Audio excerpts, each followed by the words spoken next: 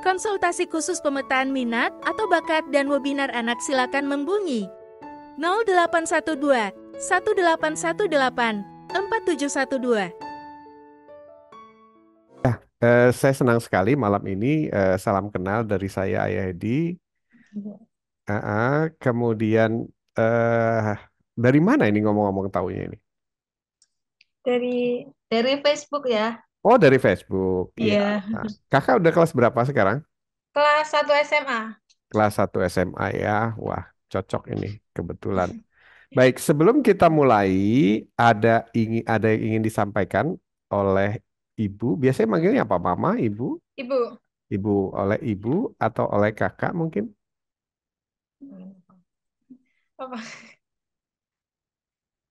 Ada Bu yang ingin disampaikan sebelum kita mulai? Oh, ini ya kebetulan anak kan sudah kelas 1 untuk Ya, jurusan itu kan masih bingung arahnya mau kemana. Nah, ya. ini semoga dengan pemetaan ini jadi lebih tahu nanti kalau mau kuliah itu mau ngambil yang jurusan apa. Karena kelas 11 itu kan sudah mulai di penjurusannya ya. Oh iya. Biar nanti sesuai dengan minatnya anak juga kita mengarahkannya lebih lebih tahu arah gitu.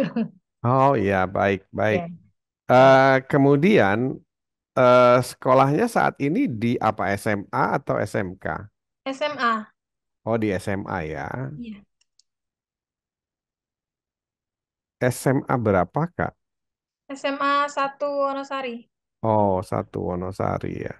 Iya. Baik. Ya, jadi seperti biasa kita akan melakukan pemetaan. Jadi gini kira-kira ya Bu ya. Setiap anak yang dilahirkan pada prinsipnya kami mempercayai membawa suksesnya masing-masing. Jadi nggak ada itu anak yang terlahir untuk gagal itu nggak ada. Kalau sampai gagal itu adalah salah dari pembimbingannya. Kita membimbingnya kurang tepat sehingga dia mengambil jurusan atau profesi yang tidak sesuai dengan potensi emas yang dimiliki. Nah, takdir, kita percaya takdir ya. Dalam setiap agama itu dikatakan ada takdir. Takdir itu ada rencana hidup ya, rencana perjalanan hidup. Nah, takdir setiap manusia itu mestinya sukses ya. Atau takdir manusia itu adalah direncanakan untuk menjadi orang yang sukses. Nah, sukses sendiri itu bermacam-macam pengertiannya, tapi kalau saya sederhana ya, sukses itu diawali dari rasa bahagia. Jadi kalau kakak pilih jurusan, kemudian pilih profesi, nanti bahagia. Kemudian yang kedua, eh, tidak bisa dipungkiri bahwa kita nggak akan dibilang sukses, baik di Indonesia ataupun di luar negeri, kalau kita tidak berkelimpahan dalam artian jadi orang kaya. Kakak mau jadi orang kaya, nak? Mau. Nah, mantap. Yang ketiga jadi orang baik. Jadi kalau saya definisi sukses tiga itu ya. Tapi kalau mau ditambahin versi sendiri boleh juga. Jadi orang yang pertama bahagia, kemudian yang kedua kaya, yang ketiga jadi orang baik. Jadi nanti kalau kaya, kekayaannya buat kebaikan. Nah, kemudian permasalahannya begini, kita ini kan nggak ada yang tahu ya takdirnya apa. Nah, gitu. Atau tidak ada yang ingat, meskipun katanya kita punya garis takdir, tapi nggak ada yang ingat. Nah, jadi gimana? Ya, pada akhirnya kalau tidak mengikuti sesi semacam ini, kebanyakannya itu akan tersasar. Ya, jadi tidak sesuai dengan rencana takdir. Nah, kalau tersasar itu ya untung-untungan, kadang-kadang ya bisa sukses, kadang-kadang ya enggak gitu. Kebanyakannya enggak, tapi yang pasti sulit untuk menjadi bahagia kalau orang tersasar ya. Bagaimana orang tersasar dia merasa bahagia? Yang bahagia itu adalah orang yang berhasil mencapai tujuan. Nah, jadi kita memerlukan petunjuk, petunjuk yang kira-kira Tuhan ini maunya apa sih melalui kita, melalui saya, melalui kakak itu ya.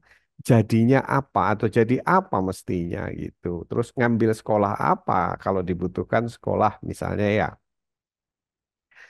Nah, ternyata meskipun kita ndak ingat takdir kita apa, tapi Tuhan itu maha baik. Ya. Tuhan maha baik, jadi takdir kita itu sama Tuhan sepertinya petunjuk-petunjuknya itu diberikan melalui penampilan kita. Jadi penampilan kakak itu adalah petunjuk takdir. Jadi kalau kita punya saudara atau lebih dari satu bersaudara, itu biasanya ya wajahnya nggak ada yang sama gitu. Iya. Wajah nggak ada yang sama. Kemudian ya cara bicara nggak sama. Pertama kita coba membaca nanti wajah atau penampilan. Yang kedua sifat-sifat bawaan lahir. Jadi udah dari sananya gitu ya. Anak itu membawa sifat-sifat masing-masing. Nah sifat ini juga petunjuk takdir. Nah, kalau kita punya lebih dari satu anak atau dua bersaudara atau tiga bersaudara itu biasanya ya bukan biasanya ya, kebanyakannya selalu sifat bawaan lahirnya beda-beda. Nah, sekarang coba kakak rasakan. Kakak kan anak nomor satu ya. Iya. Punya adik ya. Iya. Sama adik sama nggak sifatnya? Beda. Beda ya, biasanya begitu. Nah, perbedaan sifat-sifat ini menunjukkan ke arah mana takdirnya gitu. Jadi kita nggak bisa banding-bandingkan karena memang tiap sifat itu adalah petunjuk takdir. Wajah kita petunjuk takdir. Jadi karena petunjuk ya nggak mungkin kita membandingkan gitu. Misalnya petunjuk itu kan ibarat peta ya. Peta Bandung dibandingkan dengan peta Jogja. Ya nggak bisa begitu ya. Jogja ya seperti ini, Bandung seperti ini. Kemudian berikutnya setelah itu adalah passion. Passion itu adalah rasa bahagia ketika mengerjakan aktivitas tertentu. Itu. Jadi ada itu setiap manusia punya rasa bahagia kalau melakukan aktivitas tertentu.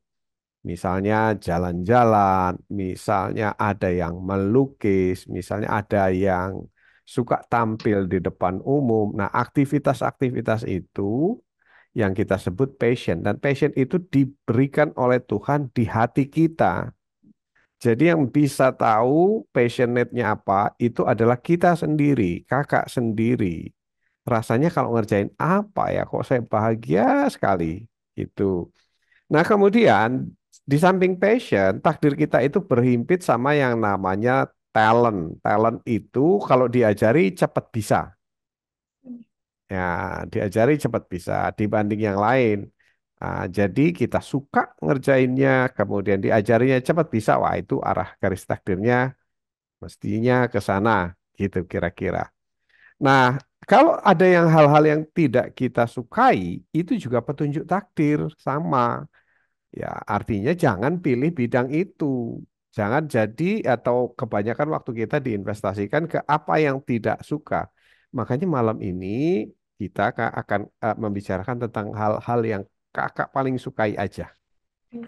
Ya, kita yang nggak suka kita skip. Ya boleh tahu, tapi jangan fokusnya ke sana. Nah, sampai sejauh ini cukup jelas nggak? Jelas, jelas. Jelas ya. Baik, Ya. ada pertanyaan? Belum. Belum. Belum. Nah, kalau belum, kita lanjut. Nah, kita akan mulai pembacaan wajah. Nah, wajah itu adalah cermin apa paling kuat untuk membaca garis takdir seseorang. Nah, lebih terang, lebih bagus, Kak. Jadi kelihatan ya wajahnya. Penting ini. Yang pertama model rambut. Nah, model rambutnya apakah kakak sukai? Apa yang paling kakak sukai adalah model seperti ini? Iya, suka yang Suka. Yang sekarang ini ya. ya, Oh, berarti sampai nanti berprofesi juga akan seperti ini penampilannya. ya bisa jadi. Oke, baik. Kalau menata rambut ya, itu biasanya berapa lama, Kak? Habis mandi atau kalau mau pergi itu berapa lama? Kadang kurang dari 5 menit. Wah, luar biasa. Kurang dari 5 menit ya. Karena modelnya sederhana ya, digerai begitu di belah Ya, tengah ya, Kak ya. Dan selalu begitu ya. iya, Rasanya nyaman banget gitu ya, Kak. iya. Baik. Nah, kalau rambut seperti ini biasanya ya, biasanya itu tipe-tipe orang naturalis. Kemudian kalau menatanya kurang dari 5 menit itu orangnya praktis, nggak mau repot, ya to the Ya, point, ya, simpel-simpel aja, ya, nggak mau ribet ya, gitu ya Nak ya. iya, betul. Oke, baik, luar biasa. Berikutnya kita sambung ke dahi. Nah, dahinya kakak ini lebar, jadi kalau rambutnya disingkap, dahinya lebar ya. Iya, Nah, dahi lebar itu tipe thinker, Kak. Thinker itu pemikir, ya, pemikir. Jadi kakak ini walaupun kelihatannya cheerful, kayak apapun atau lagi diem, itu selalu mikir gitu. Ada aja yang dipikir. iya, Rasanya gitu nggak, Kak? iya, Bahkan terkadang hal-hal kecil aja dipikirin. iya, betul, betul. Baik, mantap, Kak. Sekarang ayah mau tanya, ini kalau mau tidur itu masih mikir juga nggak? I- Ngelamun-ngelamun Iya, gitu. kadang gitu. Kadang gitu. Ya, malah enggak, malah kalau misal mau tidur tuh enaknya mikir dulu baru bisa tidur. Oh, luar biasa. Berarti kakak tipenya thinker. Kalau thinker itu nanti identik sama banyak ide. Banyak ide, banyak keinginan, banyak kemauan. Sampai terkadang bingung mana yang mau didahulukan. Rasanya gitu nggak? Iya, Oke, mantap. Good. Setelah itu kita turun ke alis, Kak. Alis, boleh dilihat sama ayah alisnya.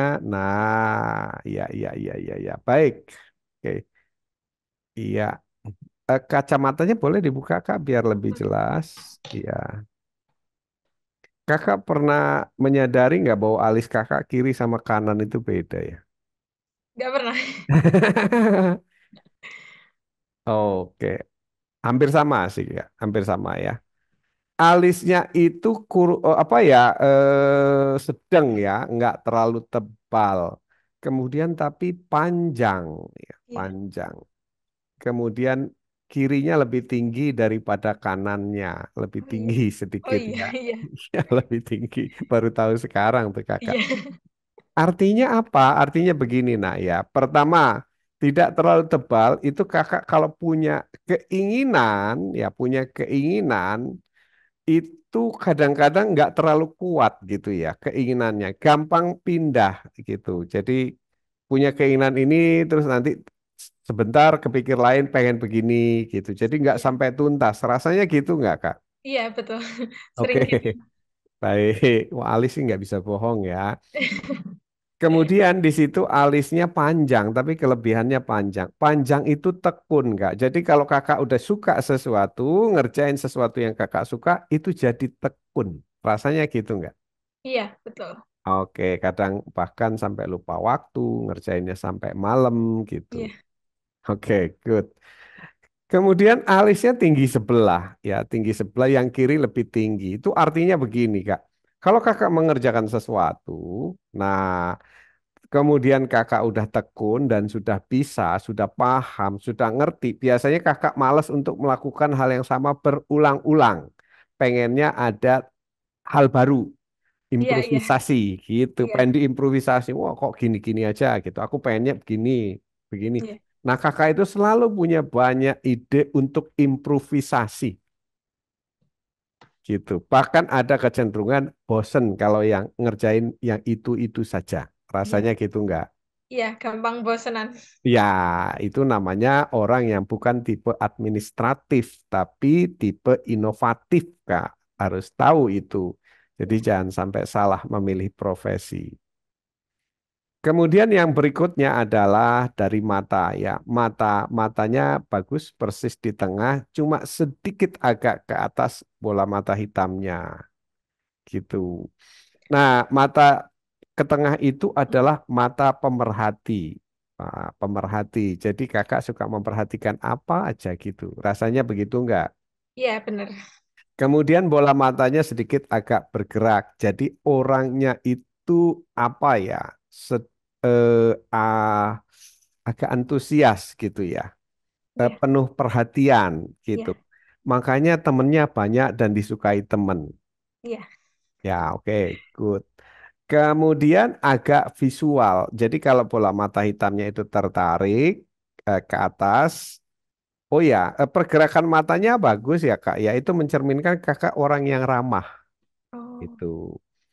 Kalau misalnya ngobrol dan sebagainya, selalu diawali dengan senyum, gitu. Senyum aja dulu, gitu. Ya, Terus baru bicara. ya. Nah, terus kalau ketawa kadang-kadang juga sampai ngakak, gitu ya kak ya. Iya, Ya. betul. Kemudian kakak ini menyimpan inner beauty. Tahu inner beauty? Inner beauty, pernah Nah, dengar. ya tanya sama ibu coba. Bu, inner beauty apa bu? Kecantikan dari dalam Ya, persis. diri. Kecantikan dari dalam. Jadi kakak itu gini ya, ada orang cantik itu hanya dari wajahnya. Oke ya, dari wajahnya. Tapi ada orang cantik itu yang dari cara dia bicara, cara dia berkomunikasi gitu. Menyenangkan, menarik. Nah, kakak itu tipe yang kedua, tidak hanya dari wajahnya yang manis ya, cantik, tapi juga punya inner beauty, gitu. Nah, jadi ya tingkah laku kakak ini menarik buat khususnya teman, kemudian baik itu perempuan ataupun laki-laki, Iya. gitu. Bahkan laki-laki juga banyak yang tertarik mendekat. Rasanya begitu nggak, Kak? Nggak tahu. Nggak tahu, ya belum. Nah, Iya, baik. belum. Kemudian kita turun lagi ke hidung ya. Hidungnya bagus, nah itu agak mancung tapi tidak terlalu tajam gitu. Jadi eh, mancungnya itu menunjukkan kalau sudah ingin sesuatu itu biasanya kakak fokus gitu ya. Pengen itu gitu sampai dapat rasanya gitu nggak? Iya, Oke, gitu. tapi karena tidak lancip, kakak itu orangnya masih bisa dinego, diberi pengertian. Jadi kalau misalnya mama atau ibu keberatan ini nak gini gini gini gini, oh iya iya iya iya. Jadi nggak kekeh gitu nak. Iya, Nah gitu ya sayang ya. iya betul. Oke, jadi kombinasinya bagus banget. Dan kakak itu orangnya fleksibel, cepat sekali menempatkan diri dimanapun, di tempat baru, dalam pergaulan dan sebagainya.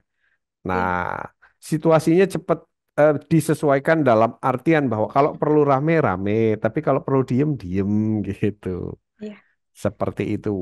Baik. Kemudian kita turun lagi ke bibir ya. Bibirnya itu tarikannya sedikit ke atas. Jadi mudah sekali senyum. Nah, biasanya bibir seperti ini adalah bibir yang orang suka tampil, suka bicara gitu. Iya. Suka diperhatikan gitu, ingin ingin perhatian orang banyak gitu. Jadi itu namanya orang-orang yang cirinya public area, public area. Jadi kalau dia tampil dia lebih nyaman daripada dia di belakang meja terus gitu. Seperti itu. Nah, itu yang tergambar dari eh, wajahnya. Kemudian dari pergerakan kepala, pergerakan tubuh. Nah, nanti ayah minta tolong kakak berdiri biar lebih tahu. Kemungkinan besar kakak ini ada unsur kinestetis, jadi orangnya suka bergerak, nggak bisa terlalu lama diam, nggak Iya, bisa terlalu lama duduk, benar. gitu, moving around. Jadi kalau berprofesi kemungkinan itu di tempat-tempat yang tidak selalu di meja, kakak di tempat yang outdoor, pokoknya di tempat-tempat yang kakak bisa bergerak. Jadi pekerjaannya itu sambil bergerak, sambil berbicara, Iya. seperti itu. Nah, kalau ada kegiatan seperti itu, kakak rasanya nyaman sekali. Nah, sekarang ayah minta tolong kakak berdiri biar ayah lihat postur tubuh. Nah,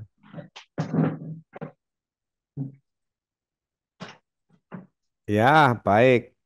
Cukup, Kak. Nah, terima kasih ya.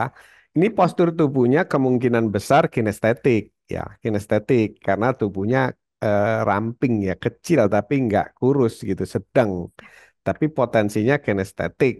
Nah, kalau kinestetik itu waktu kecilnya dulu lincah dan selalu ingin bergerak, nggak bisa diam. Rasanya gitu nggak? Coba tanya sama ibu. Ya. Iya betul lah ya.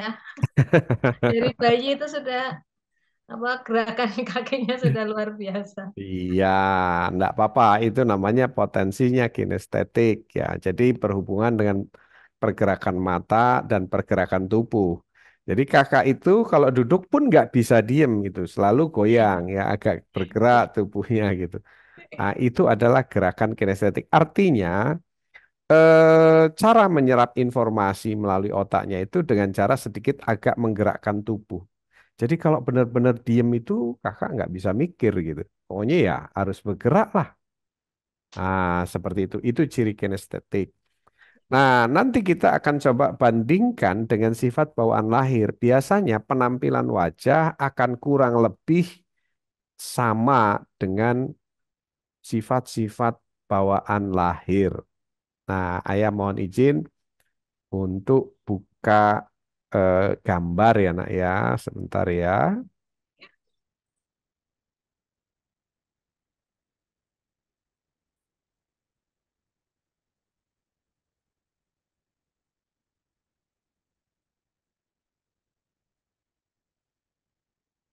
Nah, ini apakah gambarnya sudah terlihat? Sudah, Sudah ya? sudah. Sudah pernah melihat gambar ini sebelumnya? Belum. Belum. Baik, kalau gitu ayah jelaskan. Ini ada gambar 4 kotak ya. 4 kotak diberi warna pink, kuning, hijau, biru. 4 kotak. Di dalam setiap kotak ini ada sifat-sifat bawaan lahir yang orang mengatakannya kekuatan, ada juga kelemahan. Jadi dalam setiap kotak ada sama ya, kekuatan dan kelemahan. Kemudian kita nggak usah takut dengan sifat lemah kita karena itu sepasang dengan kekuatan. Jadi kalau kita punya kelemahan A misalnya, kita juga punya kekuatan di A gitu. Jadi sepasang ya.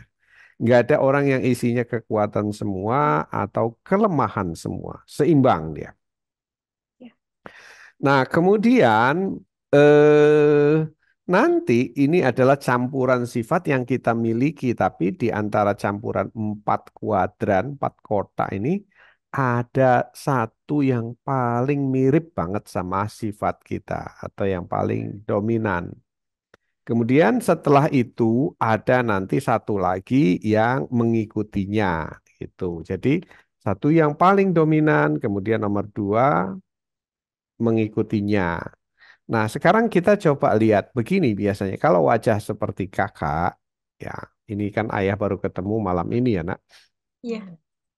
Kalau wajah seperti kakak itu kemungkinan sifat-sifat yang cenderung agak dominan itu ada di wilayah pink. Kemudian unsur berikutnya itu ada di kuning, kemungkinan ya. Pink, kuning. Baru yang lain-lain itu menambahkan. Nah, biasanya kalau dari wajah seperti kakak itu pink, kuning, biru, nah baru ada hijau. Nah, sekarang benar nggak kita cek ya, kita cek benar nggak ini wajahnya seperti itu, kemudian yang banyak muncul kemungkinan antara dua ini. Pink, kuning, kemudian terakhir biru. Sekarang coba kita cek ya. Kalau kakak lagi seneng terus cerita sama ibu atau cerita sama teman, rasanya suaranya jadi berapi-api nggak gitu? Semangat. Iya. Oke.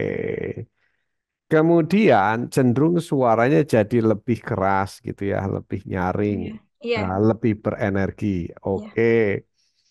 Kemudian kakak itu selalu punya banyak ide dan kalau lagi ngumpul sama temen itu banyakkan kakak yang ngasih ide-ide. Misalnya mau pergi kemana, mau melakukan Iya. aktivitas apa, gitu nggak rasanya?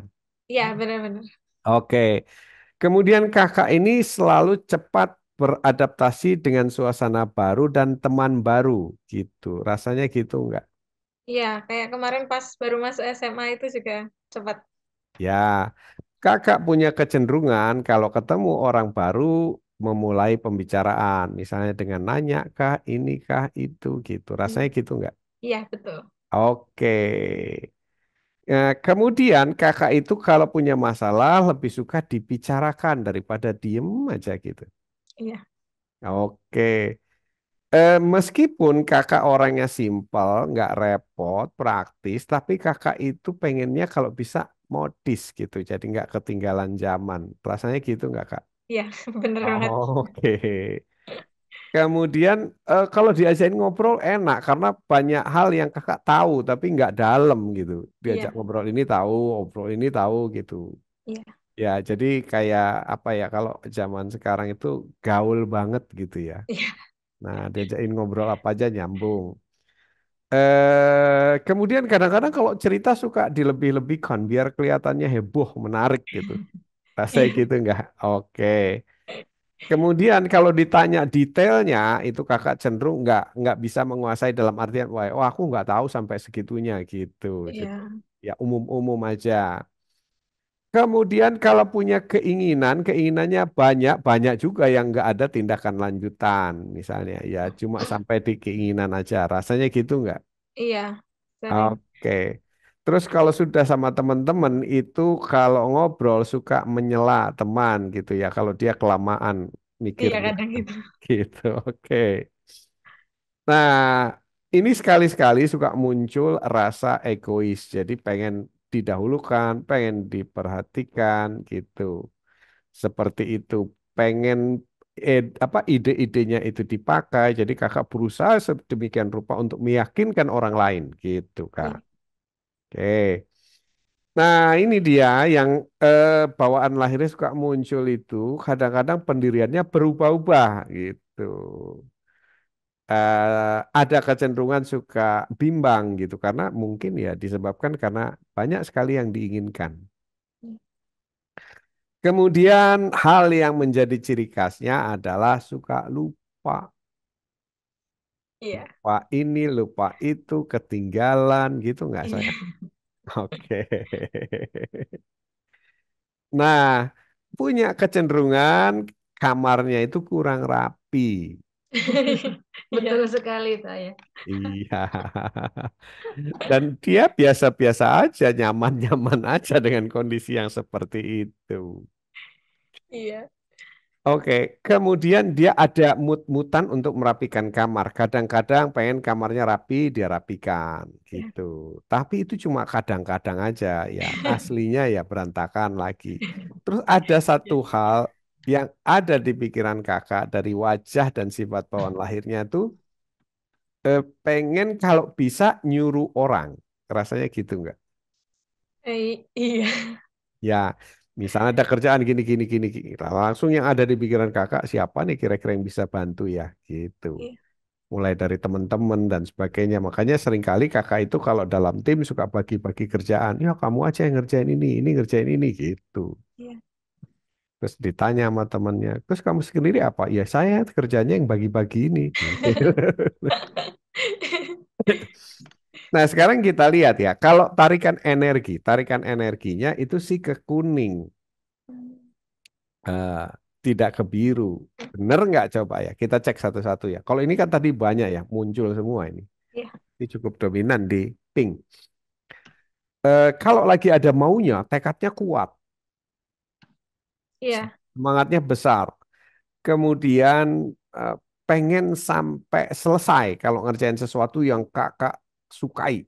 iya, benar. Oke. Kemudian kalau ada masalah nggak mau ditunda-tunda, pengen diselesaikan secepatnya, pengen dibahas secara tuntas. Rasanya gitu nggak? Iya, biar Oh, nggak kepo. betul. Nah, ini kita coba cek ya. Kalau mau beli sesuatu, pilih kualitas atau harga. Pilih harga. Harga. Oke, ya. Kalau misalnya uangnya ada, pilih merek atau pilih harga. Kalau uangnya ada merek. Merek. Jadi suka yang branded. Ya, Oke. Kalau suka yang branded, kalau seandainya paling suka banget branded itu angkanya 10. Pokoknya ya kalau kebeli ya apa aja pengen yang branded. Kalau kurang dari 10 ya 8 atau 7. Kira-kira berapa rasa ingin brandednya itu? hmm, 8 sampai 9. 8 sampai 9.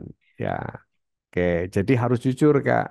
Iya. Kenapa begini ya? Karena begini, kalau seorang anak itu memiliki selera branded, itu nanti rezekinya juga branded. Oh, Iya, begitu. Karena kan Tuhan mencocok-cocokkan antara selera dengan rezeki. Jadi kakak harus berpikir gini, aku suka branded, aku harus cari pekerjaan-pekerjaan yang finansialnya bagus gitu. Dan itu sudah tertulis di garis takdir, jadi nggak usah khawatir gitu. Tapi ayah juga branded juga, tapi brandednya ayah cuma 7 lah gitu. Nah, kemudian ya kalau ada maunya jadi cekatan, sigap gitu. Rasanya gitu nggak? Pengen cepet. Iya, iya, Oke. Kemudian kalau diskusi atau pertemanan itu cenderung dominan gitu ya. iya, Mempengaruhi teman dan sebagainya ya. iya, iya. Oke. Nah, sekarang ayah mau tanya, kalau kakak kulineran itu pengen coba makanan baru atau makannya yang pasti-pasti aja lah yang pernah dicoba? Yang baru. Yang baru, oke, good. Iya, Berarti risk taker. Nggak apa-apa kalau misalnya nggak enak, mahal, ya namanya juga nyoba kan gitu ya, Nak, iya, ya. Kalau nggak nyoba mana tahu kita kan gitu ya. benar. Oke, good. Iya. Cocok persis seperti anak saya. Ya, sementara kalau anak saya satunya lagi ya, yang pasti-pasti aja. Gitu. Oh, Tipenya beda. Ya nggak apa-apa, iya, kita hormati. Jadi iya. saking saya menghormatinya, kadang-kadang kita kalau makan pisah resto. Ya nggak apa-apa, karena saya coba memahami masing-masing tipe. Yang mau nyoba, ayo silakan coba ke sana. Iya, Yang pasti-pasti, ayo silakan iya. gitu. Kemudian, nah ini kalau udah asik dengan sesuatu yang dia sukai, itu jadi pekerja keras itu sampai lupa waktu kalau kerja. Rasanya gitu nggak? Eh, kadang-kadang gitu. Kadang-kadang ya, tidak selalu berarti ya. Ya, Kalau berargumentasi dalam batinnya selalu merasa paling benar. Jadi ya kadang-kadang suka apa ya, berusaha meyakinkan sampai diterima gitu nggak iya, pendapatnya? Oke iya gitu ya. sering gitu. Oke bagus. Nah, kakak ini termasuk orang yang fast thinker. Jadi cara berpikirnya cepat, logis gitu. Praktis. Nah, kadang-kadang kalau ada orang yang mohon maaf sekali, agak lemot itu suka menyepelekan. Rasanya gitu nggak? Iya, Oke ya. Walaupun mungkin nggak ngomong iya. Dalam hati aja. dalam hati aja gitu. Ya udah nggak apa-apa. Ini sifat bawaan lahir kok Kak. Iya. Kemudian kalau misal ingin sesuatu terus nggak tercapai, terus akalnya banyak itu. Caranya begini, begini. Misalnya minta sesuatu sama ibu, ibu nggak bisa atau nggak kabulin. Wah itu kakak punya trik banyak sekali. Rasanya gitu nggak? Iya, kadang gitu. Kadang gitu ya. Ya, tapi nggak selalu. Nggak selalu. Oke. Sekali-sekali muncul rasa nggak mau tahu. Rasanya gitu nggak? Iya. Oke. EGP gitu ya. Iya. Saya nggak tahu ini sebelum diberi kekuasaan oleh jabatan, rasanya ingin selalu menguasai nggak? Gimana? Menguasai. Rasanya kalau bersama teman-teman itu ingin menguasai nggak misalnya, ya ingin mengarahkan mereka, ingin rasanya lebih dominan dan sebagainya, atau kalau bisa mengontrol mereka, rasanya gitu nggak? Iya, Nah, sering kalau gitu. kalau bisa ngontrol, rasanya bahagia nggak? Iya. Oke, good. Nah, jadi harus profesinya nanti yang sesuai ini ya Kak ya, biar Kakak hidupnya bahagia. Iya. Kalau tidak disukai orang kayaknya enggak, karena Kakak kombinasinya keping. Iya. Oke, jadi ya disukai justru menarik gitu. Kalau kakak nggak ada, dicariin pasti gitu. Nah, nggak sabaran sama gampang emosi, rasanya gitu nggak, Kak? Bener banget. Oke, good. Kemudian kadang-kadang ya tidak punya toleransi. Jadi kalau udah bilang pokoknya, ya pokoknya gitu. Iya, kadang suka kekeh. Oke, good. Kemudian susah sekali diberitahu kalau sudah dia yakin ini benar gitu. Iya, biasanya kalau kayak berpendapat di kelas gitu atau apa Ya, itu biasanya gitu. oke. Kemudian kadang-kadang kalau lagi bad mood, malas ngomong, sekali ngomong pedes gitu Kak. Iya, itu kalau lagi kesel aja. Oke, good. Aku berarti kuat banget ya. Nah, tinggal coba kakak cari ya. Di biru ada nggak ini? Penuh perhatian ke teman, ke keluarga. Mungkin iya, iya. Ya, kemudian meskipun kakak branded tapi orangnya rendah hati, rasanya gitu enggak? Iya, Oke. Kemudian mudah diajakin kerja sama sama teman. iya, Oke. Cenderungnya sih menghargai orang lain. iya benar. Oke. Nah, ini dia nih. Kalau janji konsisten ditepati atau banyak enggaknya. Enggaknya. Oke, good. Tenggang rasa 50-50. Kadang Iya, bisa, kadang enggak. iya, Menyembunyikan emosi enggak, sangat kelihatan. iya, Tidak punya tujuan yang jelas, sebenarnya punya, cuma bimbang, iya. Rasanya gitu enggak, Kak? iya benar. Yang Gitu. gitu. Kemudian tidak bisa menolak? Enggak, bisa kakak menolak. Boros dengan waktu kalau lagi gabut. Iya, Oke, suka yang gitu. menunda-nunda kalau lagi gabut. Iya, Tidak terus terang juga kalau lagi gabut. Jadi ini munculnya kalau lagi gabut, artinya sifat aslinya ada di kuning. Kalau lagi nggak seperti kuning, berarti dia lagi gabut, gitu iya, Kak. iya, Gitu. Cocok ya? iya, cocok. Sekarang ayah mau tanya nih, menurut kakak sendiri, antara perbandingan pink dan kuning, mana yang lebih banyak? Apakah di pink yang paling banyak muncul sifat-sifatnya yang paling mirip atau yang di kuning? Menurut kakak dulu. Yang pink sih. Yang pink tetap ya. Iya. Kalau menurut ibu, mana yang paling banyak?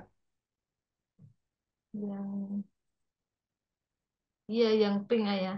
Yang pink masih ya. Oke. Iya. Baik, perbandingan antara pink dan kuning berapa persen kira-kira? Berapa persen di pink, berapa persen di kuning? Hampir 50-50 atau 60-40? Coba aja. Mungkin pinknya 70, yang Pink kuning 70, 30. yang kuning 30. Kalau untuk dari ibu kira-kira Iya, ya sama. sama, berarti udah cocok ini ya. Wajahnya dengan sifat bawaan lahirnya sudah cocok, bahkan ibu dan anak sama. Artinya apa? Dari sisi pandang orang tua seperti itu, dari sisi pandang kakak memandang diri sendiri juga seperti itu. Artinya sudah klop. Iya. Berarti pink kuning. Apa artinya pink kuning? Pink kuning itu kekuatannya adalah inspiration leader. Ya, inspiration leader, pemimpin yang kekuatannya menginspirasi orang lain.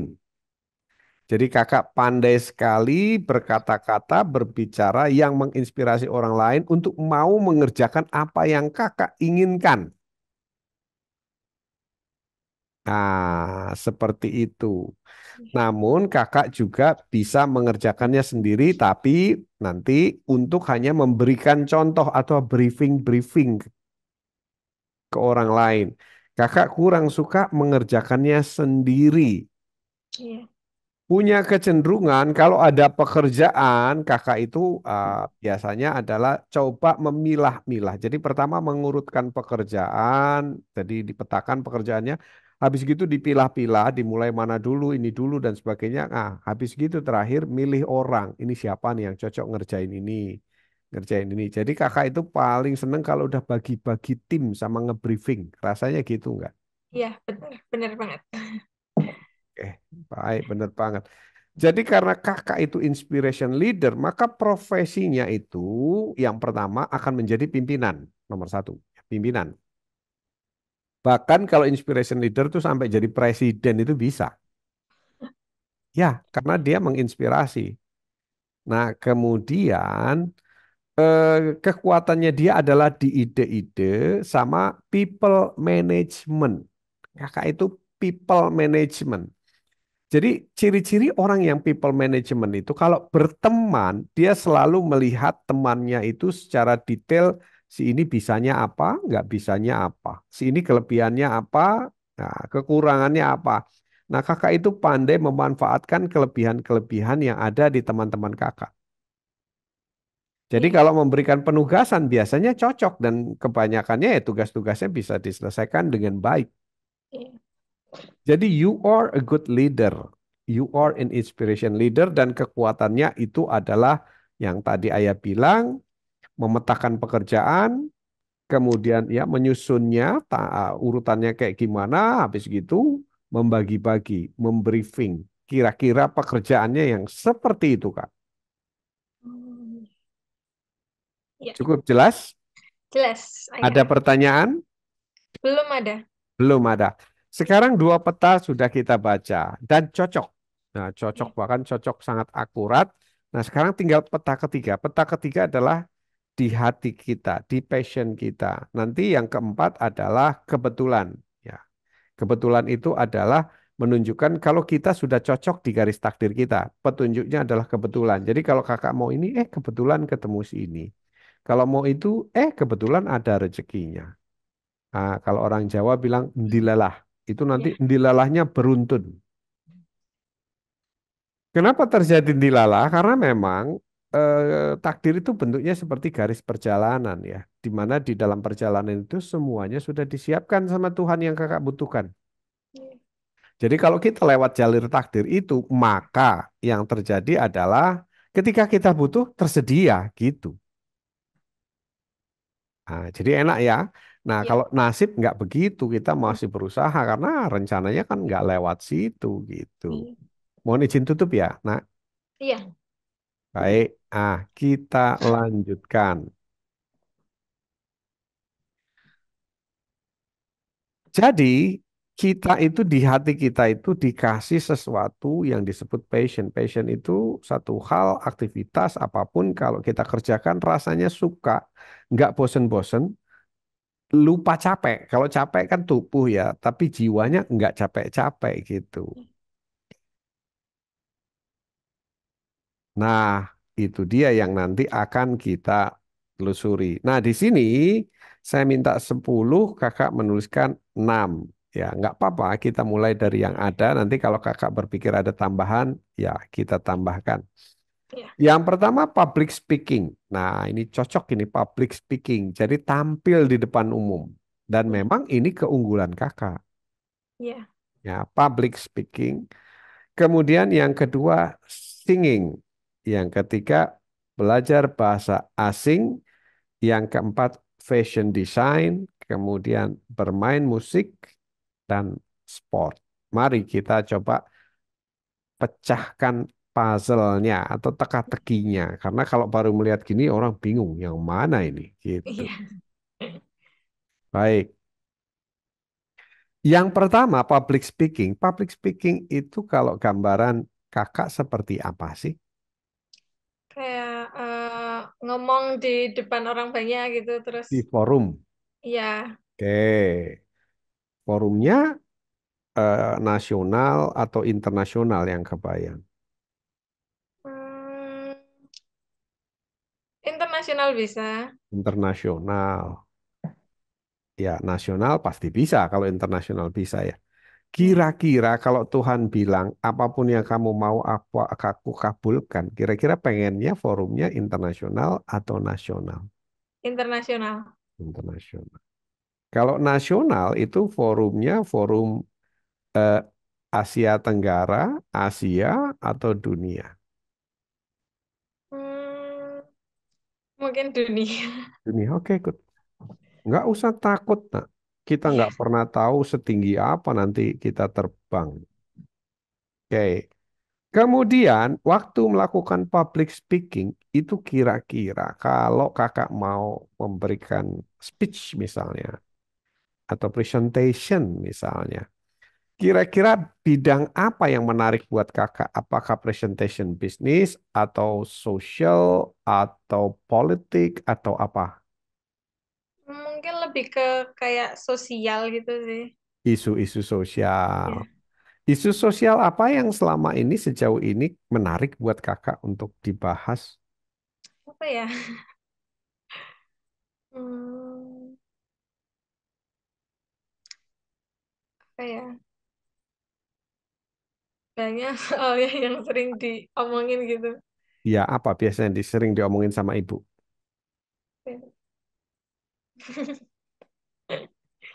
Belum, belum, belum ketemu ya. Nanti sambil Ya. jalan ya, nak ya. Ya. Tapi kalau kakak tampil untuk berbicara, ngasih speech, kemudian ngasih sambutan atau presentation itu rasanya bahagia banget ya. Iya, senang. Oke, ingin nggak ada keinginan untuk tampil menarik dan bisa mempengaruhi orang banyak. Iya, Oke, cuma bidangnya masih belum ketahuan ya. iya, Jadi lebih ke public speakingnya ketimbang bidang khusus. Jadi bisa kemana saja public speakingnya ya. iya. Oke, good.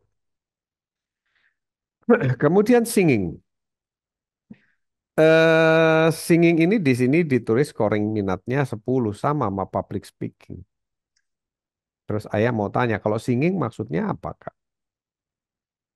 Kalau singing tuh sebenarnya kalau bisa nyanyi itu mau buat pelayanan di gereja. Oh, baik. Di Ya, gereja. Kakak Katolik atau Kristen? Katolik. Katolik ya. Kalau Elizabeth biasanya Katolik ya, Nak ya. Iya, Baik. Jadi singingnya ini sebenarnya cuma happiness aja ya, bukan ingin jadi penyanyi gitu ya, Nak. iya. Oh, di gereja berarti paduan suara. Enggak nyanyi sendiri itu nanti Mazmur gitu. Oh, oke. Lagu-lagu gereja atau lagu-lagu lainnya? Lagu gereja. Oh, lagu gereja. Iya, Oke, baik. Berarti walaupun bahagia, tapi sebenarnya di sini bukan untuk profesional ya, Kak. Ya, iya, ya, jadi bukan penyanyi profesional kayak iya. misalnya ya Krisdayanti dan sebagainya, tapi Enggak. lebih pelayanan ya. Iya, Berarti seimbang ini ya antara apa namanya jasmani dan rohani ya, speaking, public speaking, kemudian singing. Waktu singing itu rasanya hanya sekedar bahagia melakukannya sebagai hobi atau ada tujuan lain, misalnya ingin dikenal, ingin tampil atau gimana, Kak? iya. Ingin dikenal dia. Terus senang juga kalau itu. Oke, baik. Ada nggak tujuan lain, misalnya kalau dengan dikenal nanti temannya banyak, networknya banyak, gitu. Iya, iya. Kalau itu ya. Peluangnya lebih Dapat, besar, iya. gitu. Relasinya lebih luas. Oh, kelihatan, Kak. Ya, sesuai sama potensinya, yakni inspiration leader. Tujuannya untuk membangun relasi. Kemudian belajar bahasa asing. Bahasa asing apa nih, Kak? Nah, sekarang lagi belajar bahasa Inggris. Bahasa Inggris. Kalau di ditanya misalnya, setelah Inggris second language-nya apa kira-kira? Mau Jepang kalau nggak Korea. Oh, Jepang atau Korea gitu ya? Iya, Oke. Tidak ingin Perancis? enggak. Ya, Korea. Kenapa kok Jepang atau Korea?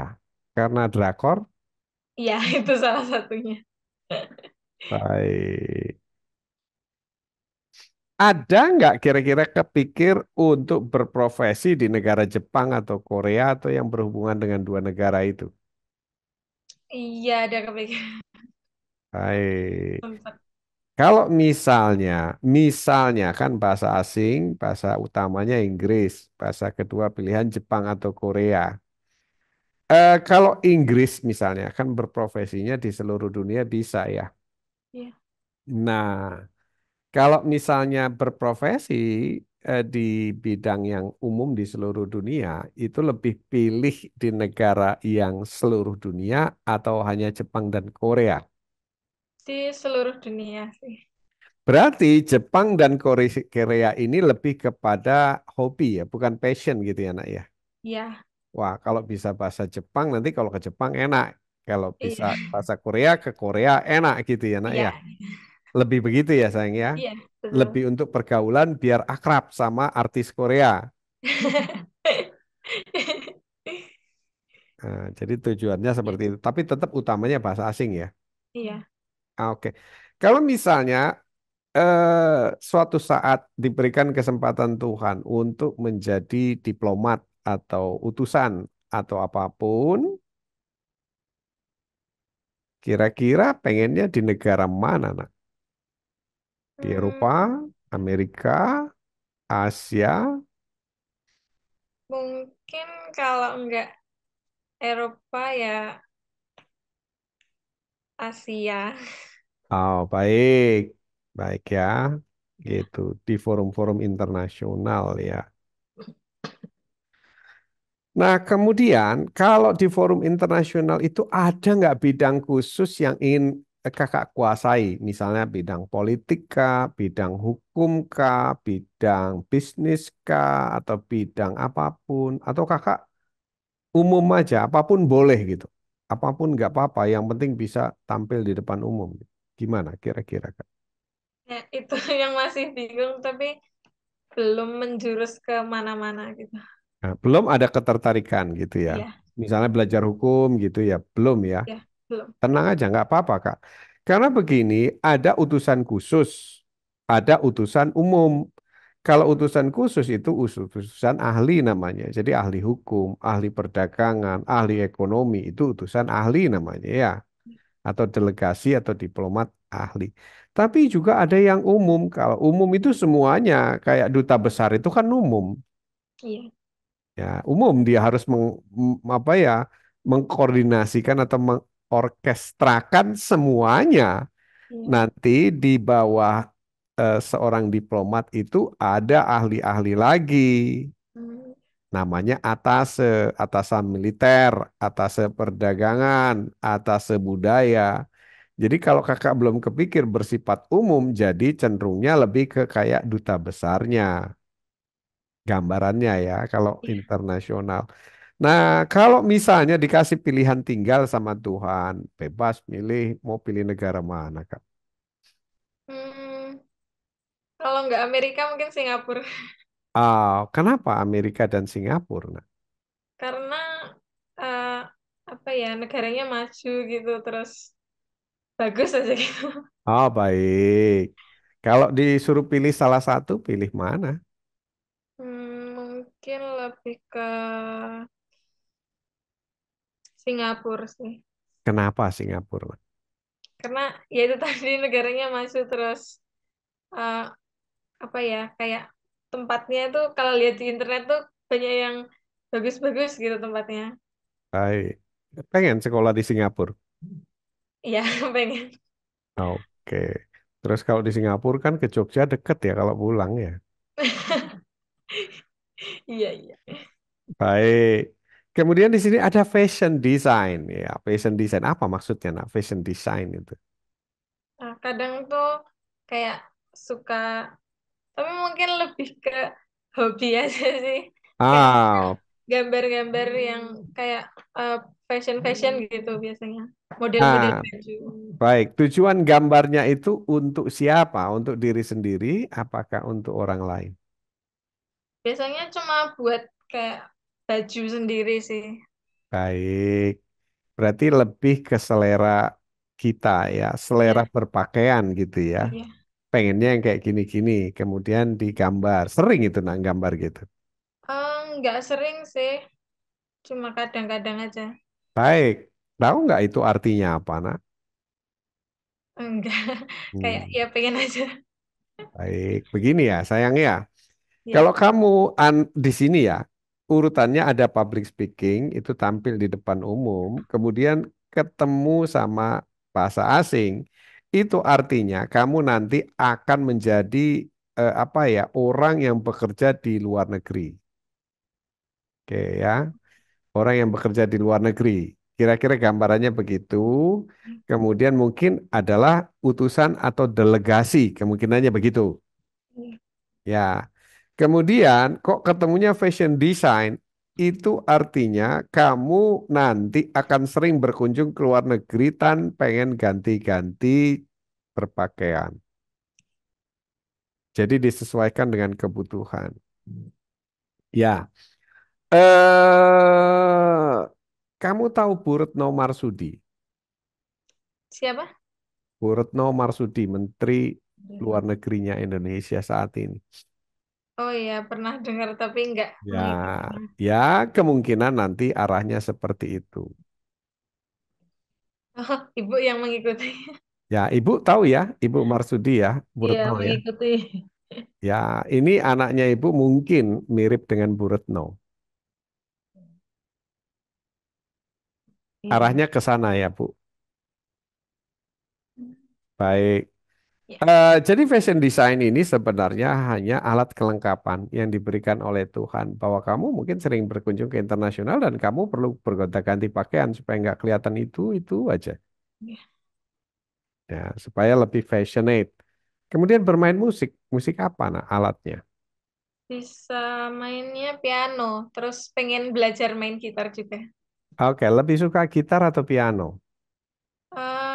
Gitar. Lebih suka gitar. Iya. Yakin? Iya, Kenapa, nak? karena eh, saya mikirnya kalau bisa main gitar tuh keren gitu. Oh, Ya, ya. Iya, keren kalau di sekolahan. Tapi kalau di pergaulan internasional, piano lebih keren. iya, Gitu. Karena takdirnya kamu ada di pergaulan internasional.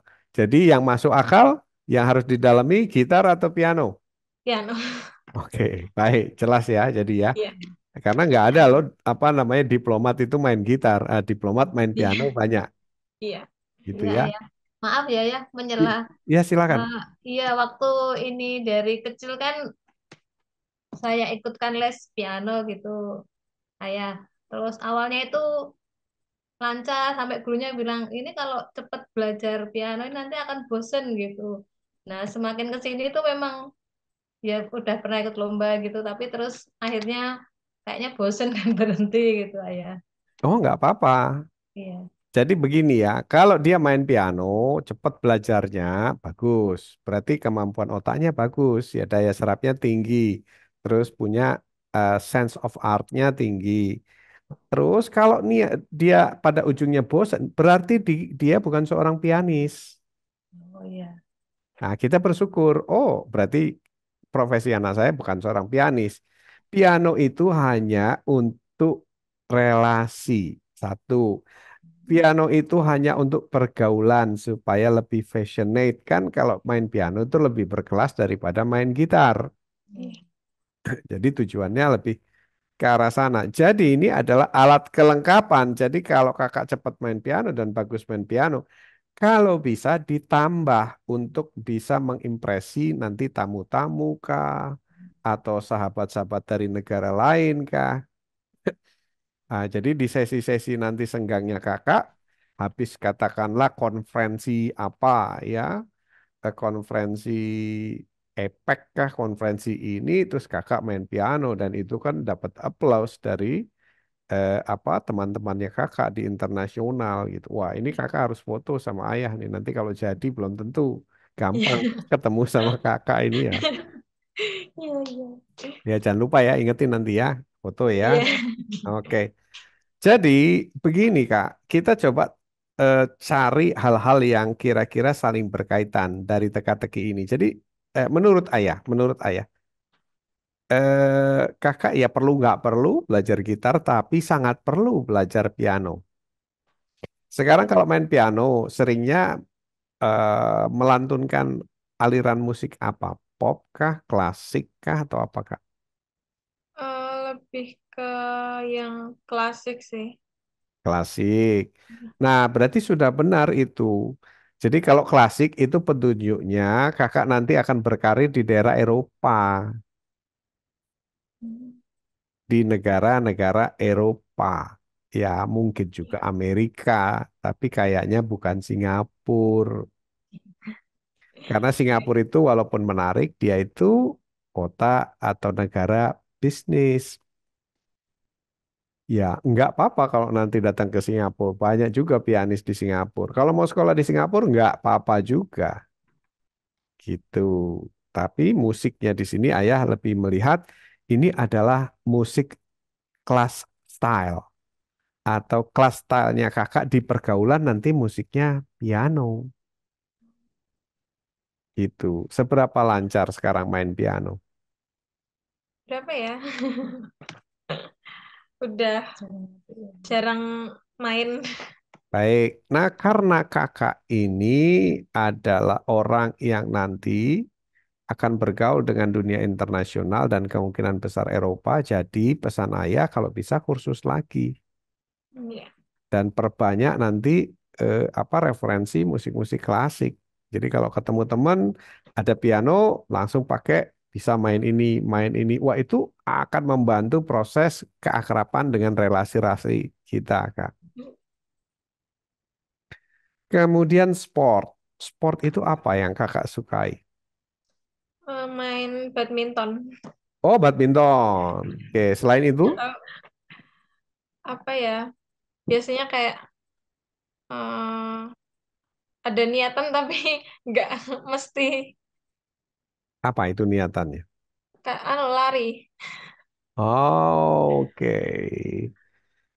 Kalau olahraga yang diminati itu badminton, kemudian sama lari, itu kan gym ya, apa namanya olahraga untuk melepaskan energi. Kenapa? Karena energi kakak banyak dan tinggi, jadi harus dilepaskan lewat olahraga.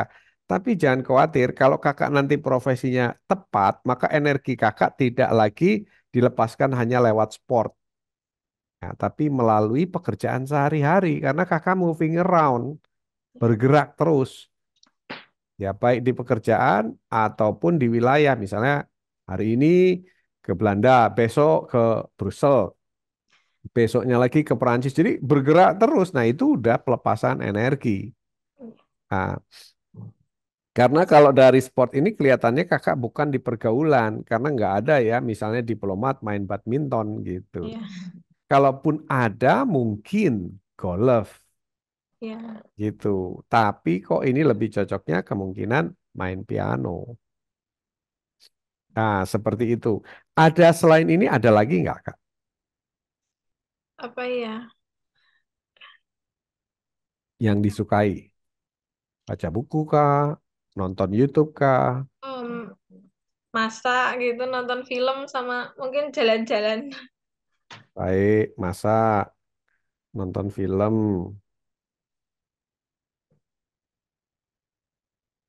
jalan-jalan. Kalau jalan-jalan kemana, Kak? Biasanya suka ke yang apa? Pengennya yang luar dari Negeri. luar provinsi gitu. Oh, luar provinsi. Luar negeri? Pengen juga. Ya, pengen. Sekarang ayah mau tanya. Kalau seandainya profesinya kakak itu memungkinkan kakak kali apa sambil jalan-jalan, rasanya bakal bahagia nggak, Nak? Iya, baik ya. Ya, misalnya kakak dikirim jadi diplomat atau jadi delegasi apa gitu, ya ke Iya, Perancis atau ke iya, Paris. Itu iya. kan jalan-jalan juga itu. Iya, Dan pasti ada unsur jalan-jalannya kan. iya. Rasanya kalau profesinya seperti itu bahagia nggak, Kak? Bahagia. Bahagia banget ya. Iya, bahagia banget. Oke.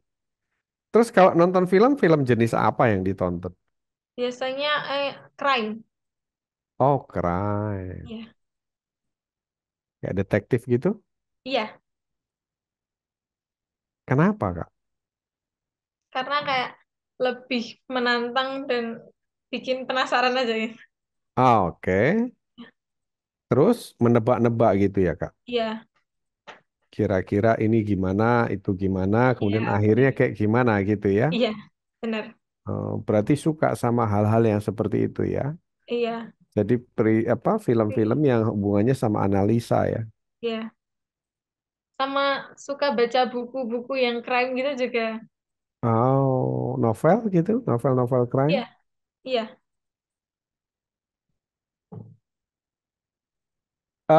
Ini biasanya hubungannya sama logical thinking. Logical thinking ya. Nah, kalau yang hubungannya sama politik suka nggak, Kak? Nggak terlalu. Nggak terlalu. Tapi kalau yang berhubungan sama modus-modus kejahatan suka ya. Iya, suka. Oke.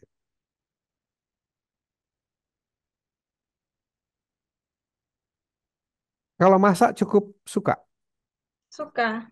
Hmm. Iya. Masakan apa? Apa aja. Suka Oke. nyoba-nyoba masak apa gitu. Oke. Kalau masak suka nyoba-nyoba, ini biasanya lifestyle, Kak. Iya, Lifestyle-nya orang-orang yang menengah ke atas itu masak. iya, Beda. Kalau misalnya lifestyle-nya menengah ke bawah, masak itu kebutuhan perut. Kalau iya. kakak mungkin mencoba masakan yang unik-unik ya Kak. Iya, Berarti lifestyle Kakak di sana dan itu lifestyle-nya orang Western Kak, atau menengah ke atas ya. iya. Oke. Satu saat kalau misalnya dikasih pilihan untuk tinggal jadi delegasi, mau tinggalnya di mana Kak? Kalau boleh milih, sama Tuhan boleh milih, Negaranya. ya negaranya atau wilayahnya. Hmm,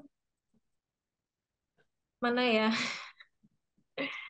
Jadi bimbang. Jadi bimbang. Sekarang ginilah, Asia, Eropa, Em, mungkin lebih ke Eropa, Eropa ya. Eropa, Amerika, Amerika. lebih ke Amerika. Iya, Oke.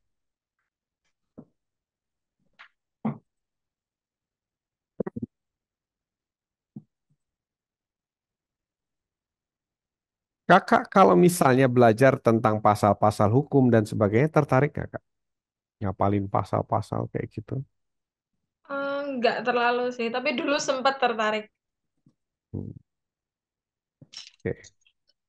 Kalau permasalahan umum tertarik ya Kak ya. Ya,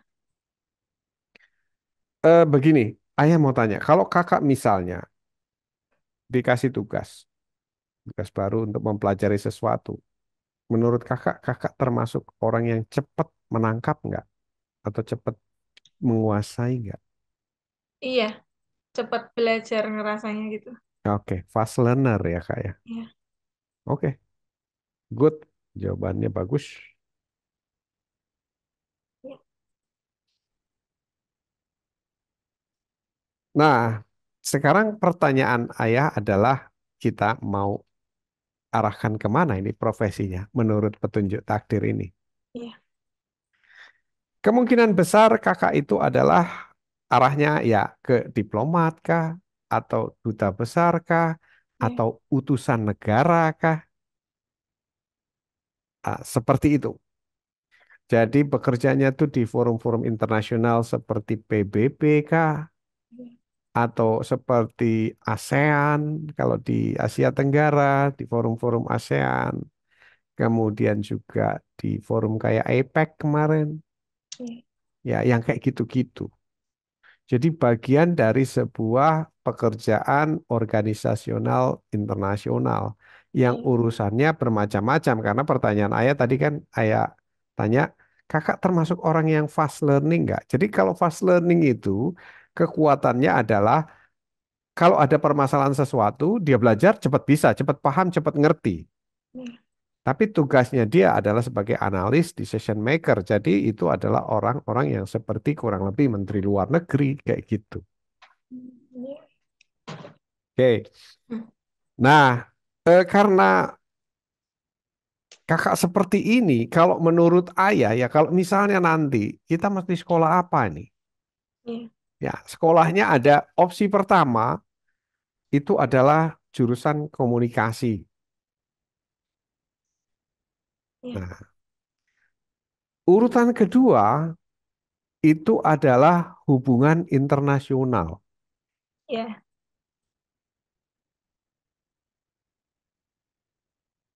Nah, kemudian urutan ketiga sosial politik, tapi kakak kelihatannya nggak hanya sosial politik, apa saja. iya, Nah, karena apa saja, jadi tinggal dua ini. Komunikasi atau hubungan internasional. Nah, kalau komunikasi itu lebih general lagi. iya. Nah, kalau ayah melihat di antara dua ini kok lebih mengarahnya ke hubungan internasional, Kak. Oh iya, Jadi nanti kalau di hubungan internasional, kakak itu akan belajar tentang bagaimana kerjasama internasional. iya, Belajar tentang organisasi internasional. Bagaimana belajar tentang diplomasi internasional. iya. Nah, seperti itu. Rasanya kalau belajarnya tentang itu tertarik nggak, Kak? Iya, tertarik. Kemarin waktu itu suruh ngisi kayak riasek gitu buat apa data-data pas kelas 11 gitu mungkin bisa ngarahin ke jurusannya. Itu eh, jurusan yang pertama dipilih ya hubungan internasional itu, yang kedua di ilmu komunikasi. Cocok berarti ya, sama ya kita ya. Iya, Wow, oke, nyambung ini frekuensinya. iya, Baik.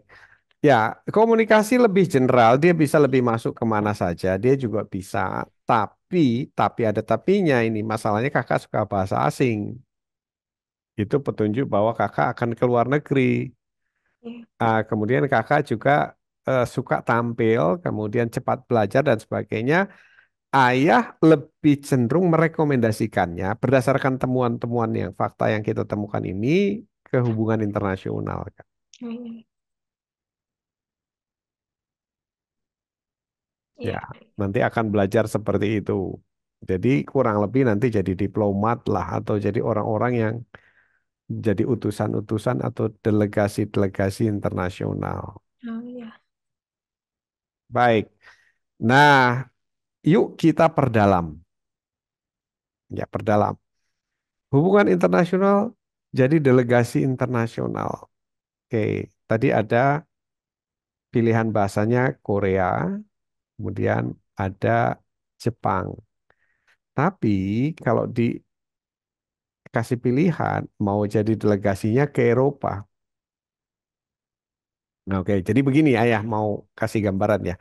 Dengan realita temuan ini, kira-kira menurut kakak second language, second international language-nya itu lebih baik bahasa Perancis atau bahasa Korea atau bahasa Jepang?